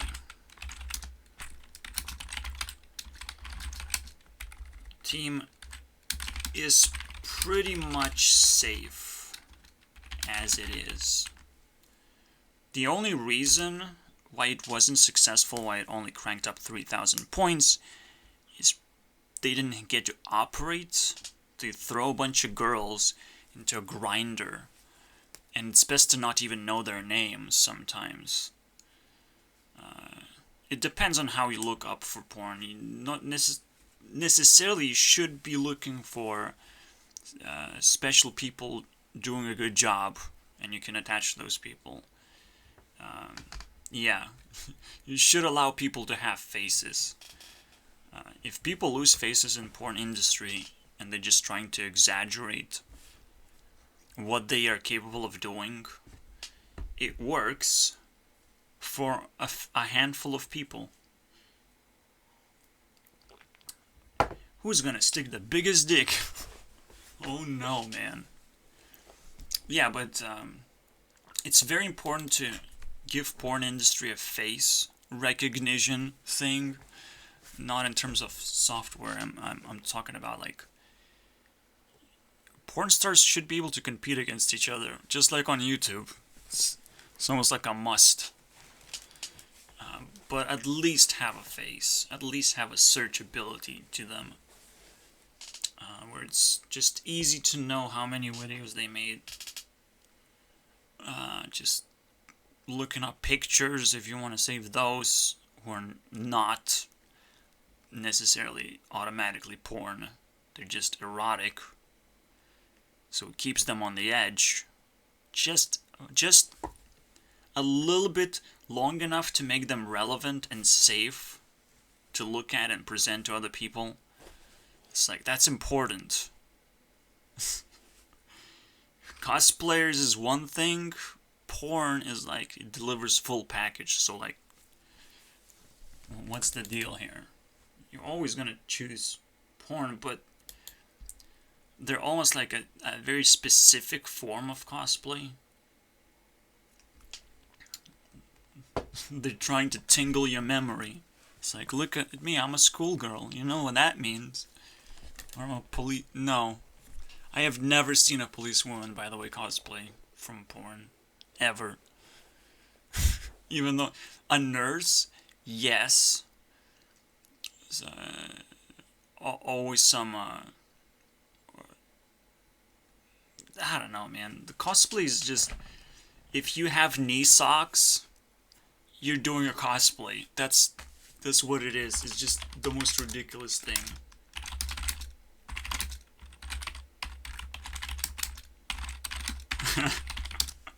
That's what it is, man. So a lot of porn people kind of use this as well. Congratulations. It works. Yeah. Yep. I don't know why. It's like, look at my legs. They have improved. I agree, man. Legs the most sexiest thing ever. Above boobs, okay? Get out of my face if you don't like legs. If I can see legs, that means I can see the entire body, right? There's no escape. So this is it. This is the wholesome package. I can't say no to that. Alright, so please adopt me, and what kind of help do I need? It will come in a package. I don't want to over-theme everything. I can give you guys like a clue of how it looks like. But overexpand into two themes, split. No. The waiting game for stupid ones. How about that? These are very related, I think. Now I can talk about it, actually. What is the waiting game for stupid people? We have one more hour. I only reached E, and now I'm super satisfied because I made the game so much harder for myself that the points have to be made as actual points. No trolling, nothing, just straight up spitting facts. Fat facts, man. So 1 hour. Oh boy. We haven't really accumulated something that like really breaks me, really makes me rant, but I can at least deliver a wholesome experience right now. It's quite a well-managed deal, I think. Quite a well-managed package, and every time I do this, I should probably pin the message now, because that's easier to navigate. Okay, so stupid people are everywhere, from my perspective. Okay.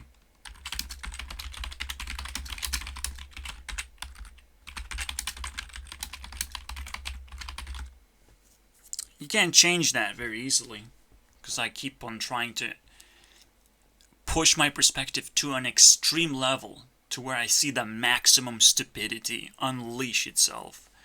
where I can break people's personalities and their decisions to the point where, you know, I got them. So it's also worth noting, trying to reach the maximum distance from stupidity to highlight it. That's what highlight means. You look from very, very far, you see the entire thing, you mapped everything out as best as you can alone. That's a very important point, because you can't really be a mapper completely alone. You have to actually visit places as well, you have to be friends with people, you have to unlock a lot of opportunities in order to become a mapper. For me, I'm just striving to become a manager, so I find friends and I can manage those friendships, because that is fucking magic, dude. No one's gonna stand a chance if I have a good friendship. There's no one stands a chance. In order to become a mapper, fuck it, dude.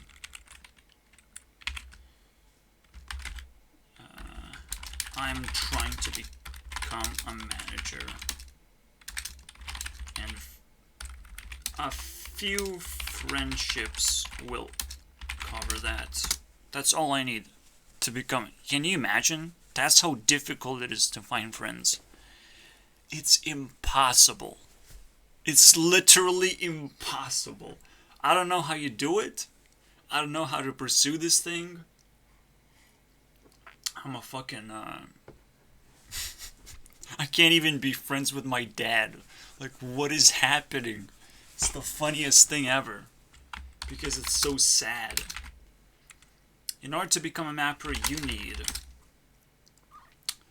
to unlock most opportunities in life.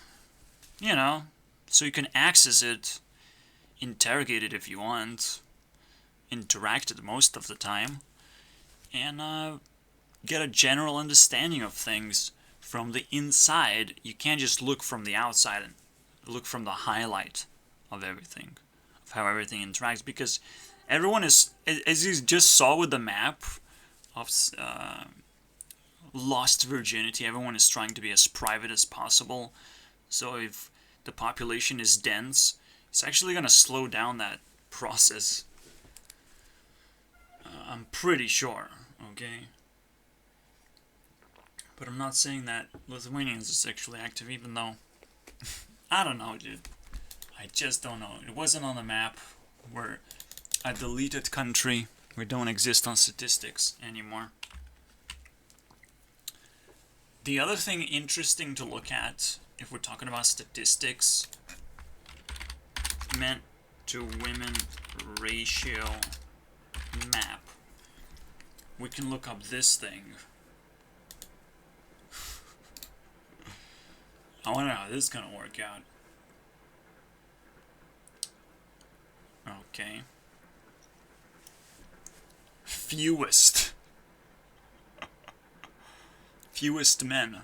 Look at this thing, though. Oh my god. Most men. So, there's a lot more men. Wait. Well, that's fucking creepy. But yeah, Russia is very low on a spectrum. So there's a lot of women there. Ruling over men. A lot of blue countries, man. A lot of Democrats over here. But yeah, this is what's happening right now. And I guess it's all coming from Russia then. This ideology. Russia's feeding into it. What the fuck, man? This is, for me, this literally infection. And you know it's so much worse in 2020. This is 2015. Just 10% or less, you know, just 5% makes you blue. 10% makes you kind of extreme. And below that is Russia. That's it. We're not extreme. We're just Russians, you know? It's normal. It's normal for Russians to be extreme. Okay. Okay. Let's, we had fun looking at Russia's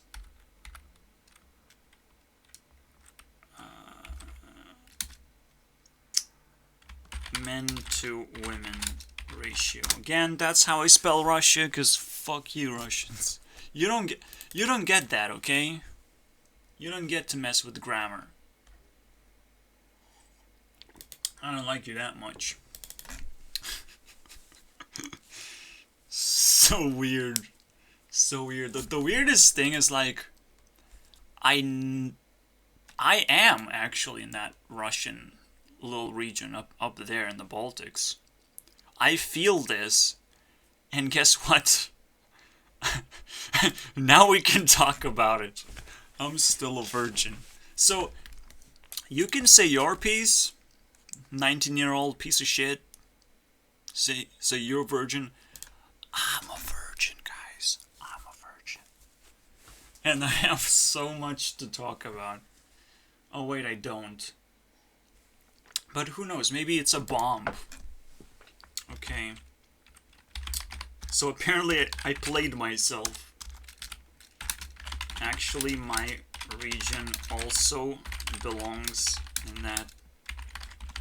The reason why there's more women is that we have been ransacked by war, okay? Men just got annihilated. So almost Germany should fall under this pretense, but for some reason they don't. So it's tough for me to bring up this narrative. It's like, well, they kind of won the war anyways, so not a lot of people died, I guess. But the main ones who are gonna die is men, and Russians just sacrifice men left and right, as you can tell. It's insane. And see, the ones who didn't go to war at all actually accumulated a lot of men. Because just men are just wonderful resource to accumulate as long as you can afford it. Congratulations, dude. And if you want to be a woman, you know where to go, actually. Arabic Emirates, waiting for you. Obviously. It's kind of crazy, isn't it? They're not gonna treat you well, but they're probably gonna treat you well if you know how to play your game, baby. How do you get here? I don't understand. You have to go through Turkey. Good luck, boys. Good luck getting that shoe of victory. Every woman's dream right here. This is beautiful, man. These maps are fucking awesome. Oh, man. So my region is in that category, and I'm a virgin. What is happening? Why are women so fucking vicious right now? How can they get away with so much suppression and neglect on me? Well, they aren't really doing it. I don't think they're just ignoring me. They're ignoring every man that's, you know, a gamer type, I guess. Because men actually are trained to be this outside going, car buying people. Just like everyone else, you get it. You get the trend. You gotta flex in order to get them women. It's weird. But they're still so fucking shy. They're literally non-existent on the internet. They can't talk to you. Some weird shit happens, basically. Weird. It's just wacky as fucking hell, man. They can't take it. As a man, I'm like a fucking warrior. I stand and fight, and like women should be able to see the flex that I'm trying to make, but they can't see it. Okay. I'm not a loser. I know how to flex my own way. I'm a creator, obviously, I'm not a loser. But because I do it my own way, women just can't keep up, and technically, I transcended that. I'm like, I'm a virgin and I'm gone forever. And I don't care, honestly, it doesn't matter. I have plenty of fine time on my own. Maybe there's something wrong with me. Because now I'm scared of society so badly. I know it will have tremendous influence. Look, because I'm a virgin, that's not good for me in any way, basically. It means I'm a survivor, I'm a tough guy. But women can take advantage of me anytime they want. Literally anytime. I'm gonna try and flex my way out of it. Okay? I'll try and push through it. But if they really want something, they will enter my life immediately, and I have no escape. Okay? Women will have a lot of influence on me. And technically what I coined out is like women apocalypse when I was running ninja school theme, which is pretty much the same thing here, but here I'm just concentrating everything. All my doubts, thoughts, the entire context, just dumping in here. Because sometimes it connects, sometimes it's useful, sometimes we just jump over. I'm gonna stretch 3 hours as best as we can, cover it as best as we can. You can compare it now. Which 3 hours you like the most? Congratulations. And I will try and keep growing as well. So, let's open the topic. Women apocalypse. And this is 2.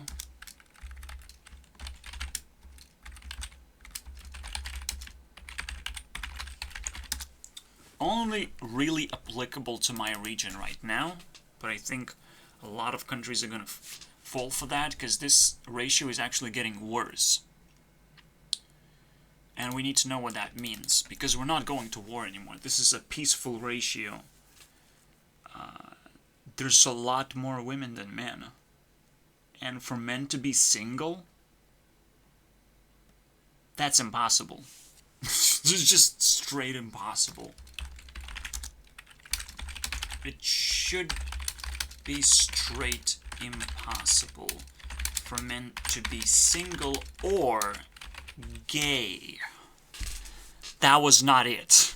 Gay too. So this is why Americans are actually indeed suffering from something very similar, which is women apocalypse. You know, there are plenty of gay people to amplify this a little bit more. Okay, 1-2% more. All the way to the rank darker blue, basically. Very close to our country. But I'm suffering way more. How does it look like? It doesn't look like much. Because you still have to flex around, you have to be around. People have expectations that you can approach women. I just don't think women have any capacity to resist, just like I don't. Women have even less capacity to resist this. I think women have even less capacity to resist man's influence. Now, they can play around with men until they realize men are quite independent players themselves. You know, you got outplayed this whole time. Okay, you were playing with your own feelings. They were playing literally with you and who you are as a person. I didn't play too much with people. I tested them. I didn't play with them physically, you know? And that's what makes me a virgin. I don't like to play people with huge risk and something that, you know, I wouldn't just lose virginity. I would lose vigilance. Same deal, boys. And this one is even greater than that. Because I think sexuality is quite a danger, and I treat Women Apocalypse as such. And for some reason I have this ultimate weapon to just be different and push women away from me. They have zero interest. I'm astonished. How is this even possible? Zero. That is incredible. You have to be hiding under a bush, living under a rock, not be interested in men at all, for any reason, besides very, very specific, like, survival reasons. Like, gonna grab this man, shake away some money, and keep on living under a bush. It's, what the fuck is that, dude? These must be, like, the cheapest women ever. You know, who don't see actual values in relationships, in anything. It's like someone just magically zipped women's mouths or something. I don't get it. I don't get nothing about this. You must understand, for me, this is extremely confusing, and I still don't get it. Okay, I don't get anything. I'm extremely scared too. Potentially, the college situation would have had so much influence on me, it would have broken me, okay? Broken my vigilance, because it's a very dangerous place, and it happens fast. Okay, you don't think about it. It happens fast. You wanna smash into someone and create life with that person quite quickly. So distance makes its difference. So let's put it this way. Definitely running away to UK helped me a lot, because I have urges too. I can't deny that. It's so weird, because, like, what kind of urges women have? They can't wait. You're not allowed to wait. Your population is greater now. So you're gonna either be outplayed and treated as candy, objectified to the maximum degree, or you have to tilt the game where you get to choose, because you have to compete. Really. Women should realize they have to compete. What is wrong with you if you don't settle your choice? Nobody's gonna come to you and choose you. They're gonna use you, okay? It's kind of crazy.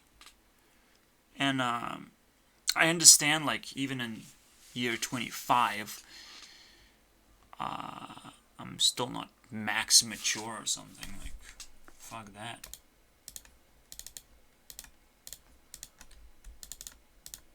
But I'm so concerned about this. This is so annoying to me. I know some women are gonna go desperate and make some foolish decisions all of a sudden. And they're gonna be extremely different from how I used to be treated.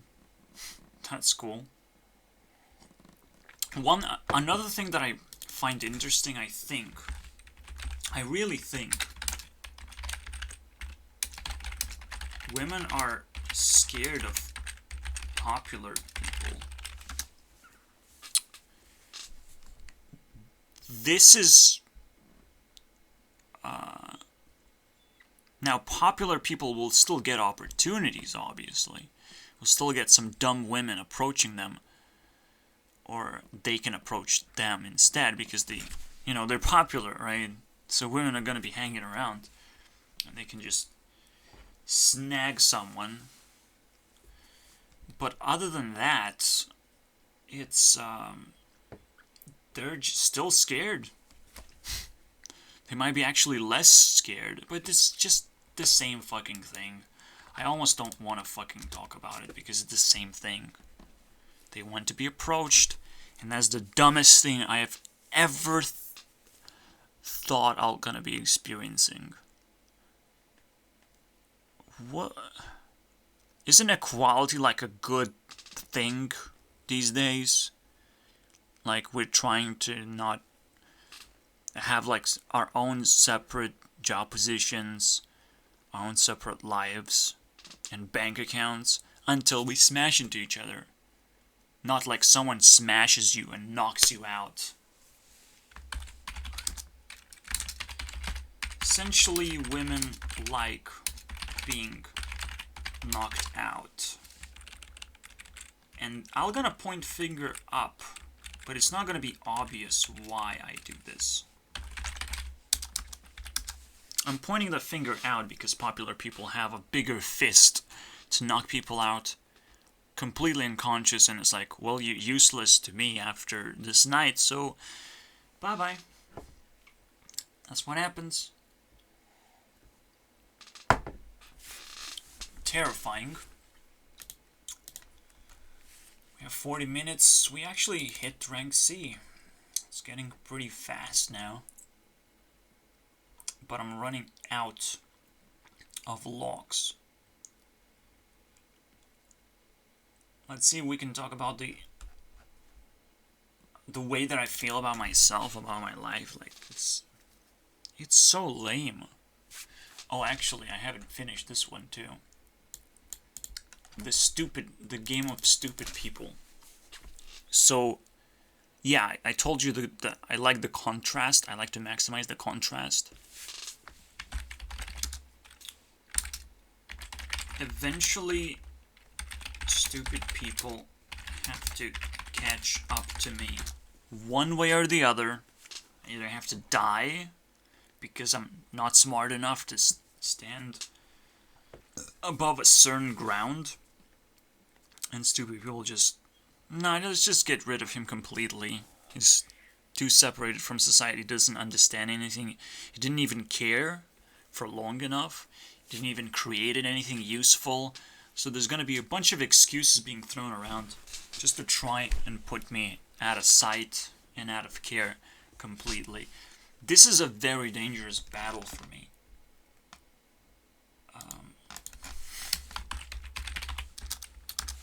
It's literally a fucking battle. It can go either way. I don't even know, man. I don't have any confidence in myself whatsoever. I can only say what I feel and work on that as hard as I can, and I'm not necessarily doing it just out of fear. I literally have nothing better to do, and I understand that part of society as well, and I'm observing as much as I possibly can. I'm doing whatever I can to be able to withstand that chance of them catching up to me in a violent way. So, while they're trying to catch up to me, I just hope they're going to be peaceful about it. And so there's this timeline. They're still growing, they still have absolutely no reach, women included, and very much so, because I'm ruining their expectations entirely.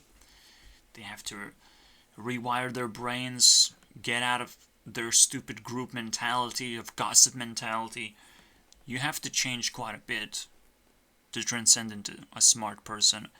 Looking good gives you a bunch of influence, absolutely. May even get my attention. But that attention can turn into a laser beam, not a spotlight. A completely obliterating laser beam. Because I don't give spotlights, okay? I give absolute focus on whether you are a good person or not. You're going to be tested if you are a good person. And this is another challenge for me to make sure that I test people properly. Being elevated out of stupidity, like, such a huge challenge. It's incredible. It's incredible. And I have to constantly battle and say, what is kindness? How important is it? It's very important. Especially for my dad. He has to be kind to me. He has to make me happy, otherwise I'll just try and survive and treat him as an enemy. Treat him as just a guest that can flip either way. So I better treat him as an enemy. Too unstable. Stranger enemy. Someone who's trying to manipulate me or whatever. But I can choose to get the win-win slow outcome, basically. Nothing particularly win. Nobody wins, but we get the experience of just being aggravated to each other. So here you go. You're gonna be tested if you're a good person. Me too. Every single time I test you, I will test myself. It's a laser beam that really hurts my eyes, I'm not gonna lie. Is there a laser? Absolutely not. I would put it out though. In that case. I think now if people will turn me into an evil person, I'll have to turn myself into Bomberman and just come down to society anyways. You want me? Come and get it, bastards, and then just explode in max power. I can't do it as a creator graduate. I can't even really do it as a manager graduate, because like I have like a few people. I can only do it in the highest tier, in the highest self-esteem. And explosions, but explosions like happen in different waves. So it almost like graduating, I made an explosion, I fucking screamed. I talked really loudly. A lot of people probably heard me. Regardless. But not everyone cares to listen, obviously. But even that, it doesn't matter. This is a lot of work. And I've learned at that moment that you can shout someone apart. You can just fucking do it. Okay? You have a right to be silenced, my ass.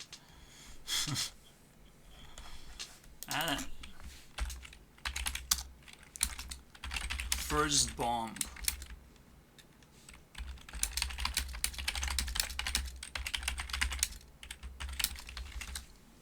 I will fuck you up. If a policeman arrests me, and I know it's a very shady arrest where, like, you're gonna be kept away from society for a long time for some shitty reasons. It's wartime, baby, because I'm gonna fucking scream, and when I get to jail, I'll craft my second bomb. Okay. Actually, the first bomb is more like a accumulation of everything that I've created. The long-term voice effect. This is more of a second bomb of like being able to voice myself in extreme situations.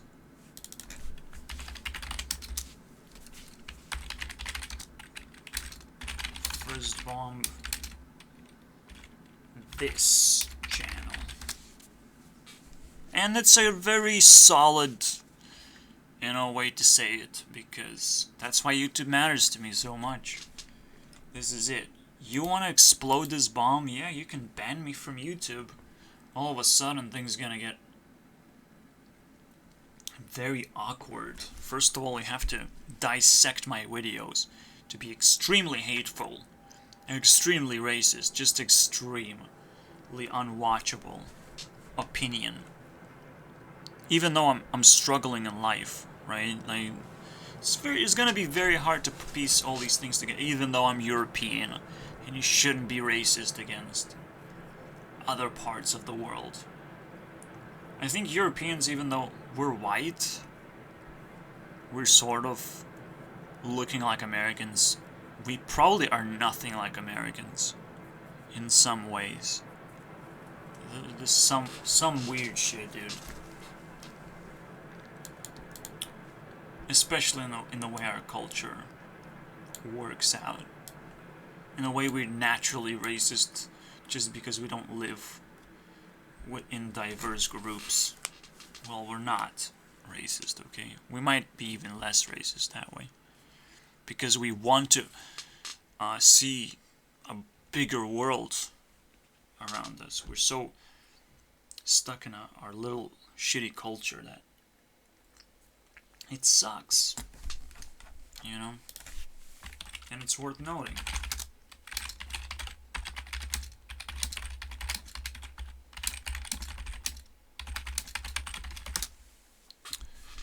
I don't think Lithuania is a tiny culture by any means. I think they had plenty of influence on the world.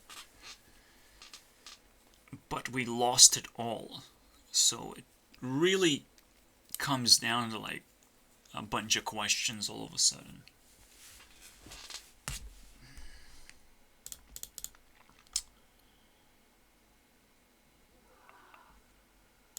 Alright, so we have this.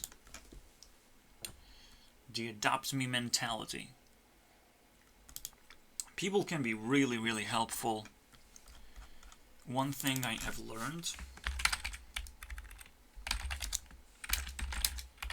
you need a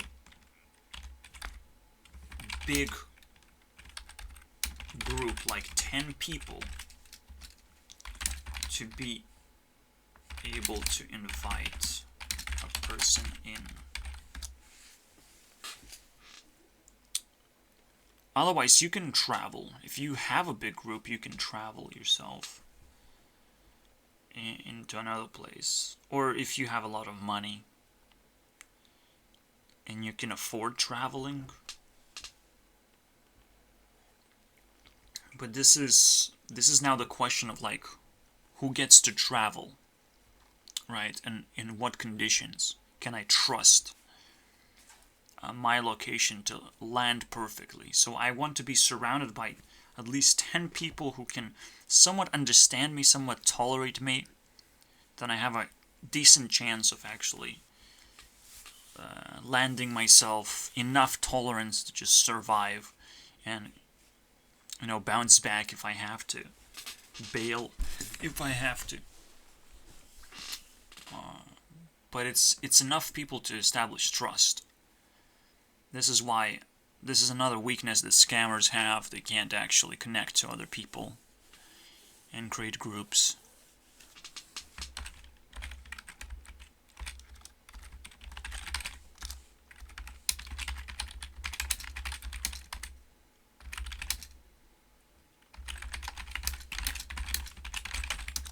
So they can't really offer you to travel to a certain location where it might be dangerous to do.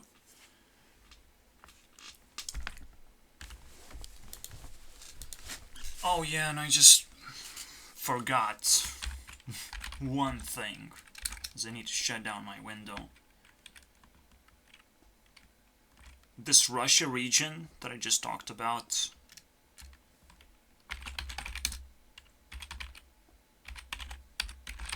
has toxic masculinity. I know this word is being thrown around too much, even though it doesn't mean much. It just means men. So I should just say men, toxic men. But the masculinity is more something that women tolerate. Sometimes women don't tolerate men that easily, but when it's a toxic masculinity, it's like This is an imprint of what women actually care about at the same time. They take it. They know they will have to have their own worlds. They will have to live a separate life because everything is separate these days. But this is annoying. No, this is really bad. I just don't know how bad it is. So technically, potentially, this is why I'm a scary person, or not attractive, because I'm not toxic enough. I'm not just flexing my muscles all over the place. I'm just a laughing stock for these people. And it sounds horrible, even though I'm putting so much effort, right, into improving myself as a person. For some people, it could look like it's impossible to improve yourself, because everything can be taken away from you. Your life can be taken away from you. What's the point, right? What's the point of living a reality? What's the point of conceding to reality?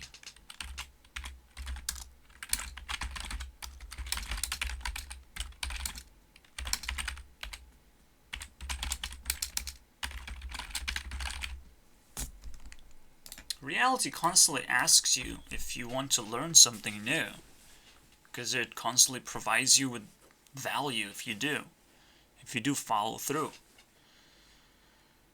If you learn how to deflect scams, you can somewhat take advantage of that a little bit, and maybe manipulate them a little bit, tiny bit edge here and there. You collect that experience, and you live in your own reality technically, because all these influences come from all over the world.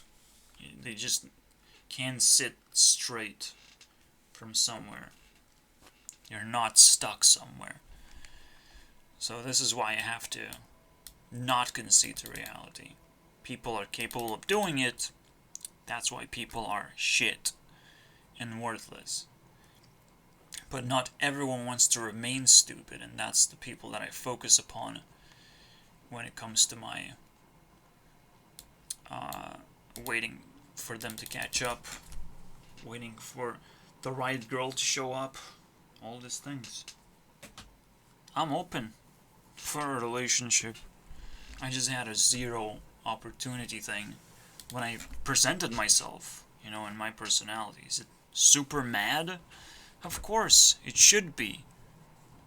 But I'm not dangerous as a person. I just can't keep up. They create their own fears. I didn't even introduce my fears into their life, and they're already crashing. Okay? That is weak. That is like, I have a shelf time of like 5 more years. There's no way, dude. And I'm slowly, keeping up with myself. No need to worry. Alright, so I was talking about scammers. You can't really approach it with groups. The big deal about this is like, how are you gonna meet a person from the rest of the world?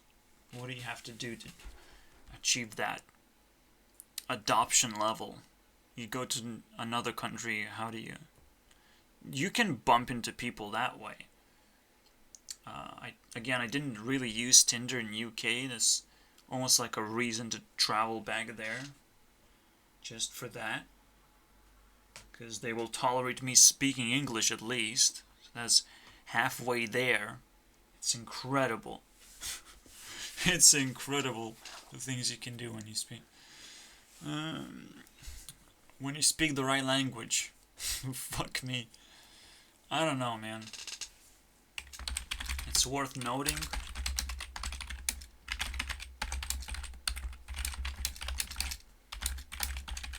Yeah. If I go there, I'll check it out. So probably that's the closest thing to adoption I will ever get. Nobody else cares. Nobody else even sees the opportunity to do exactly that. Sees me as like a capable person. in any capacity. If I'm capable, I have to be successful. That's just it. It's a full fucking package. But if I'm gonna be successful,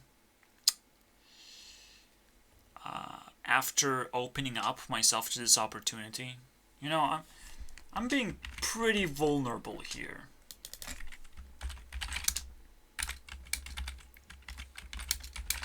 I'm waving a pretty vulnerable flag here. I will be very mad if it doesn't succeed, but I know it will not. I still have to try. And my life really changes when I'm waving this flag. I have to also be the right type of person. I must not be a scam. And after doing this honest walkthrough with this flag, and this next level survival, basically, you can't just apply for a job. You're hoping for people to be fucking nice to you and just let you reset big portions of your crippled life. Like, fuck me.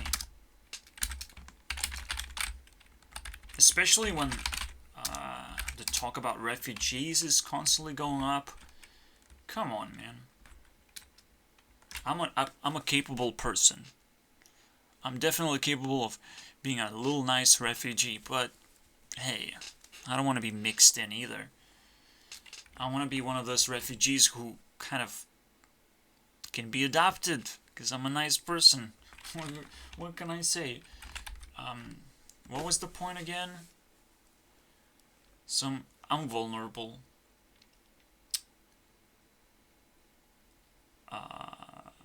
People have to be nice. And kind and fix my crippled life that I have received. That's the reason why refugees are being accepted. What the fuck is cripple, man?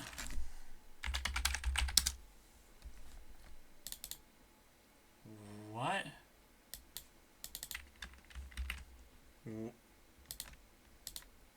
You? Oh, crip. Oh, okay.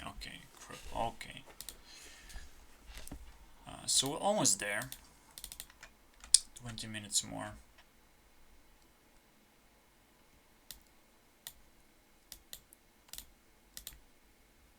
What else do I have?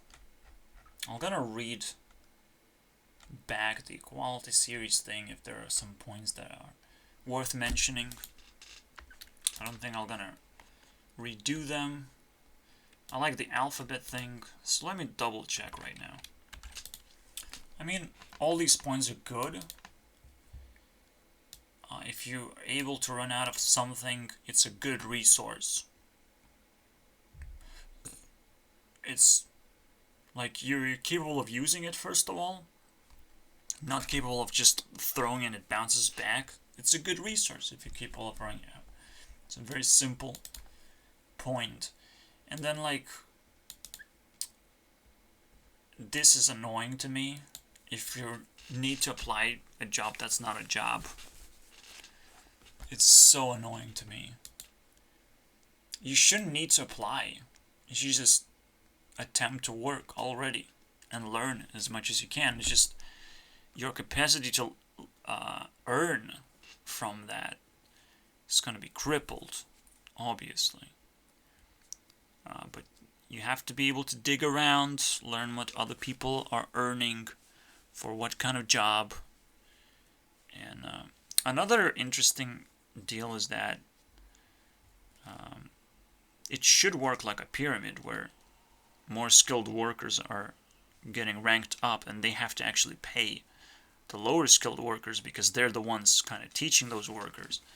So they're the ones who know how much you should be paid. So that's very interesting to me. So I know pyramid scheme goes around as a terrible idea, but it's not terrible at all. It's happening everywhere. What else do we have?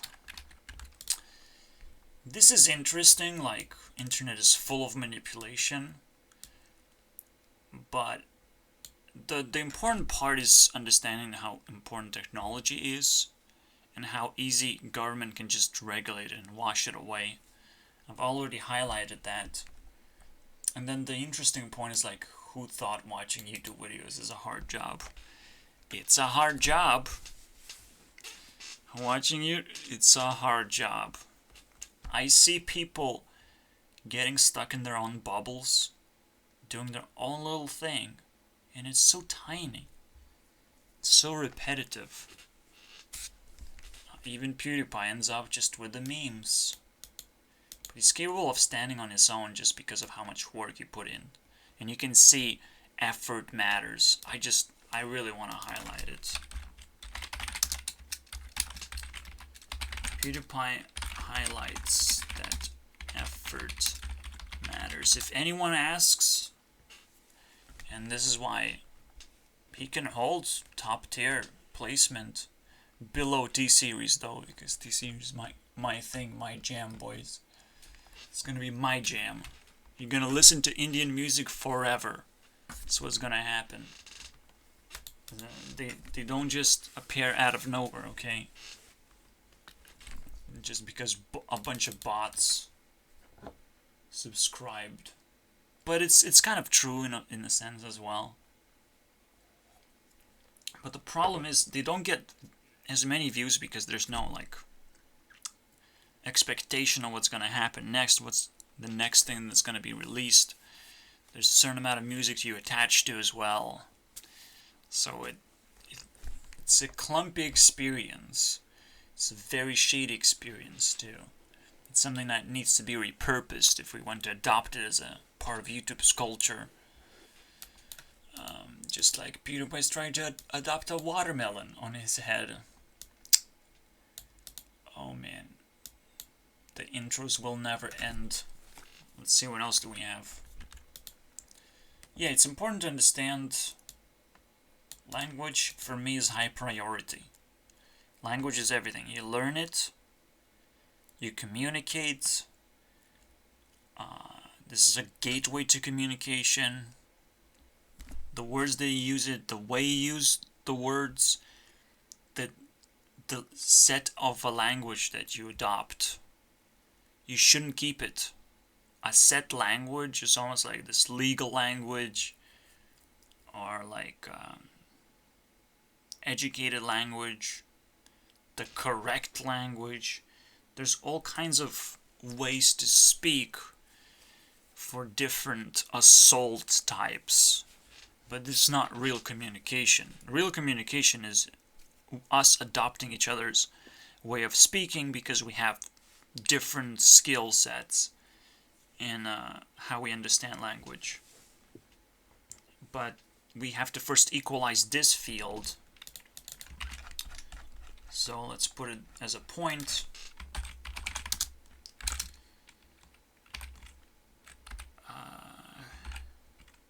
If you want to communicate, it goes first. Pretty obvious. And I understand this has been a bummer. Why, you're trying to be an American now?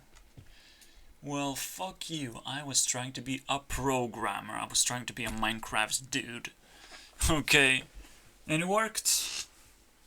God damn it. It fucking worked. Small, tiny degree. I'll take it. This is funny to me. If people did things the normal way, I wouldn't have to do this rant video. Remember what it was triggered with? The virgin boy. I'm virgin. I have a card. It says virgin on. Wow. This is the most fucked up thing I've ever seen. And this guy keeps on releasing like the newest video that actually triggered me. But it reminded me because he said I'm 19 years old. And I'm like, I treated him like 22, 25.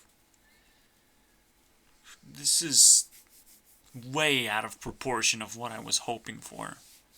This is like way too established. This is way too extreme into a very specific spectrum of interests, and it's capturing an entire YouTube channel all of a sudden. It's like a dream level type of YouTube channel. It just doesn't highlight Minecraft. It highlights specific, peculiar interests. Okay? So, and interactions with society. You do have to interact with society to have an explosion of YouTube interest in you. Because YouTube also has to be interested in you. Not just people. YouTube's algorithm has to be interested. Then you can catch people. I try not to. I will try to catch people off guard when they recognize how much experience I have about YouTube and how easily I can break down channels and personalities and what you're gonna do next and how much it's gonna suck and how much influence I can actually have on you on a specific day even, like all these little things. But here you go. I wouldn't be making rant videos if people did things the normal way and understood just that rant videos are also very good. Okay, I would just watch them do it, right? And I don't know, man. This is deep, basically, is what I'm saying. What I'm doing is very deep. Deep dig into my interests. And it's not normal interests. But because people are not normal, I'm like, yeah, okay, let's go. I'll take care of this. This is a very interesting map. The left up, right down. Where left supports the government, or sucks up to the government after they get upset about capitalism or businesses. That's why they're burning down businesses, and government just like, whatever, they're supporting us. And the right wants to transcend over the government and doesn't support it. But they support businesses because they're the ones usually building it and coming up with ideas. And this is a very interesting dynamic, basically, of who backstabs what, because they're upset. Actually, government is upset about the left, despite they're taking a huge advantage out of it. Just like the right takes advantage of, like, oh, there's a political spectrum of some kind, I should know about it. And some people on the right actually attack the left directly, which is not ideal. The ideal version is just being upset about the government doing stupid shit. Even being upset about someone being banned on YouTube is actually a step to the right direction, not the left. So, and the down is like establishing a business. This is what right looks up to. And this is why left don't want to make YouTube channels. That's it. It explains everything. The best map ever. I think it's about time. We have 7 more minutes. Is this an interesting question? High school. Oh yeah, this is interesting.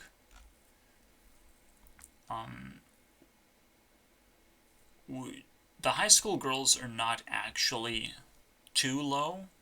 If we look into the stats, I put them at school, and it's 4,200. It's probably the 5th lowest, however, it is. So they will also be struggling next time. As I'm playing this equality games, it's slow. It's nothing extreme. It's something worth talking about and ranting about it, as after I accumulate enough points and data. Normally, high school girl team is your workplace, right? It's someone you worked with. It's your kind of societal lingering environment, right? Your workplace should naturally be a little bit bigger or big enough to like a school environment. Like, let's say 1/10 at least of a school environment, based on how many women are working in that environment as well. I definitely agree that women have a place in workplaces, just they have it. But some of those places are porn related, and I am not gonna fucking dodge that bullet when I say this. Okay, and this is you know what I mean.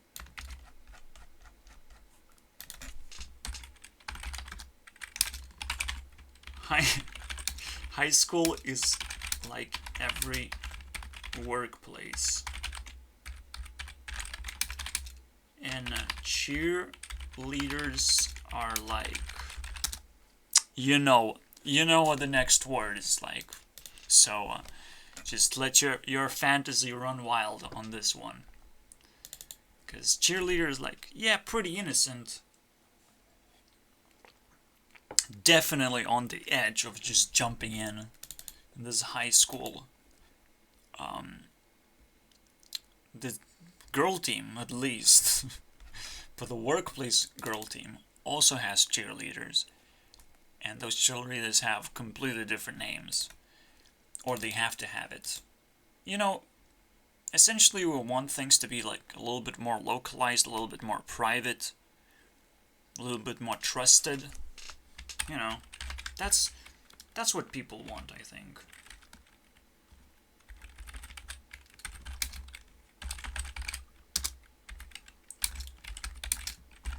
It proves we want things to be more localized and trustful. Here you go. You get to know them. They work next to you. They help you out to some degree. Like, whatever degree, whatever help you need. They're always there. They have to manage their own part of the club and adapt to your environment. It's the best thing ever. See, here you go. Here's the word, motherfuckers. Adaptation. And Okay. I think this ends our cycle. We reached rank 8. It's pretty beautiful. It looks solid to me. We can try and dig deeper. Just because I'm an adult doesn't mean you can't attack me. Oh, this is a good point. I'm an adult. You can't just say, oh, I should go out into the real world all of a sudden. I belong to society and the society loves me, And all of a sudden, I should have a job already and live on my own. Fuck you, man. I haven't learned that. Okay, yeah, I neglect learning certain things because I'm smarter than other people. I'm just saying. Okay, so I sit here and wait for people to just educate me when they feel like, oh, it's an extreme. Because I can learn in extreme conditions. Okay.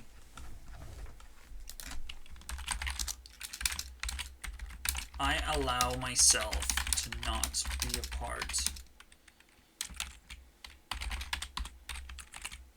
of society because I am smart. I learn fast. Believe me, you think you can bring me down?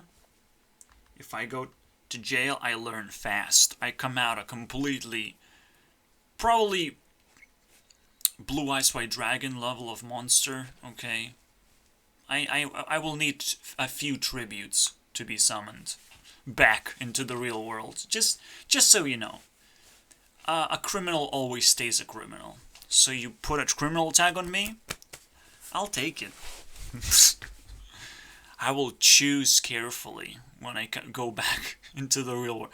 I'll choose carefully who gets to live and who gets to die, you know? And maybe I'll wait, you know, until I get a crew member for my evil endeavors. You don't get to put me in jail without fear. No, thank you.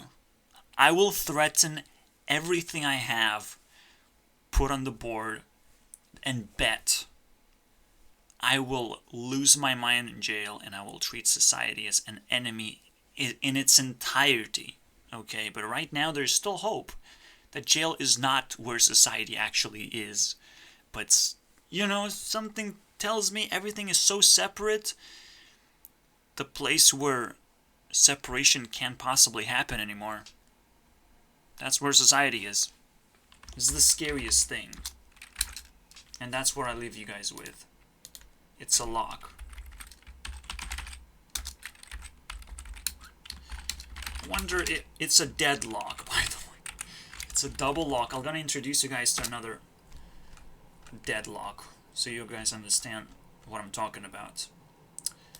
Time to turn around. Is roleplay dangerous when ignored or accepted? When is it dangerous? Why is it a double lock? So, let's pick up a clown. Okay. He's role-playing. We can ignore a clown so we don't care about it. Is it dangerous, though?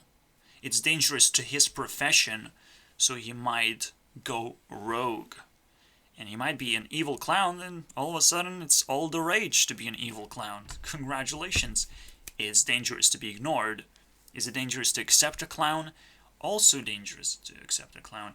The question is, which one is more dangerous? It's a big question, by the way, because it's not just this roleplay of a clown. It's roleplay of a lot of people. Roleplaying can mess with your head. And the real question, I roleplay as YouTube CEO, right? Is it more dangerous to ignore me or accept me?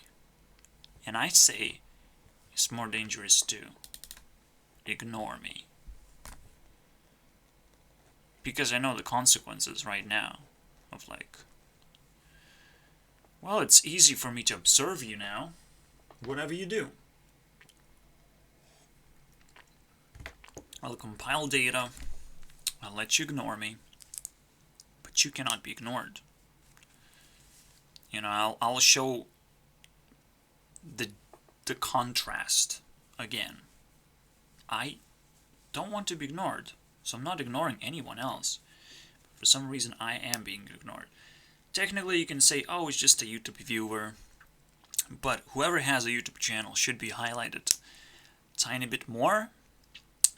If you make YouTube responses videos about a person, again, you're climbing up that ladder, you should get experience. YouTube experience should be highlighted.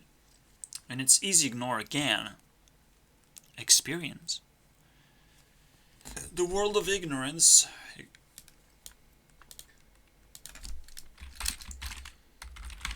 The world of ignorance is hidden.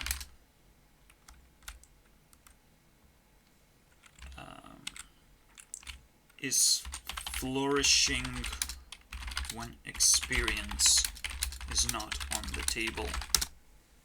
Once I get introduced as like, I watch so many YouTube videos, I might be like top 1,000 in the world of how much I watched. So, just kidding, by the way. I'm a slow watcher, but I keep up with a lot of people, so top 1,000 is achievable for me. At least that you should know about. Next thing, the final thing, let's put it that way. So you get the deadlock is quite interesting. Ignored is the worst thing that can happen to you.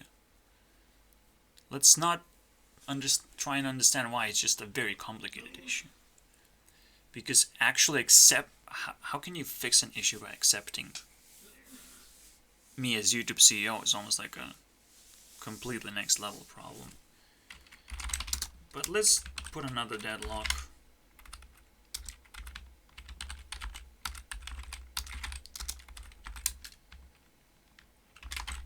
Could it be true?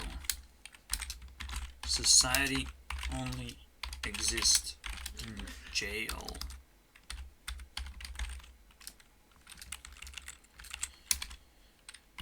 Now, obviously not really, but only because women are not part of the jail system.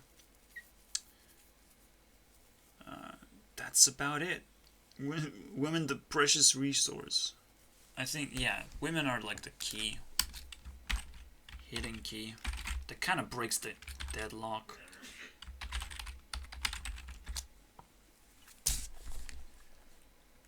But if anything changes,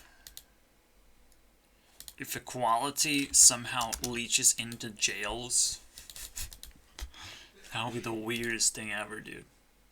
There's no way that would happen, by the way.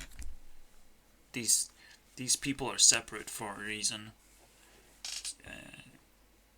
People are trying to keep society away from jails this way. So that's how it happens. It's awkward. But right now, the power of the internet,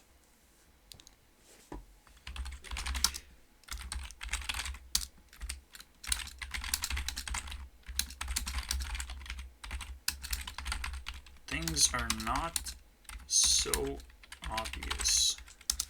So despite there being a key, there's also a pointer strengthening the locks together.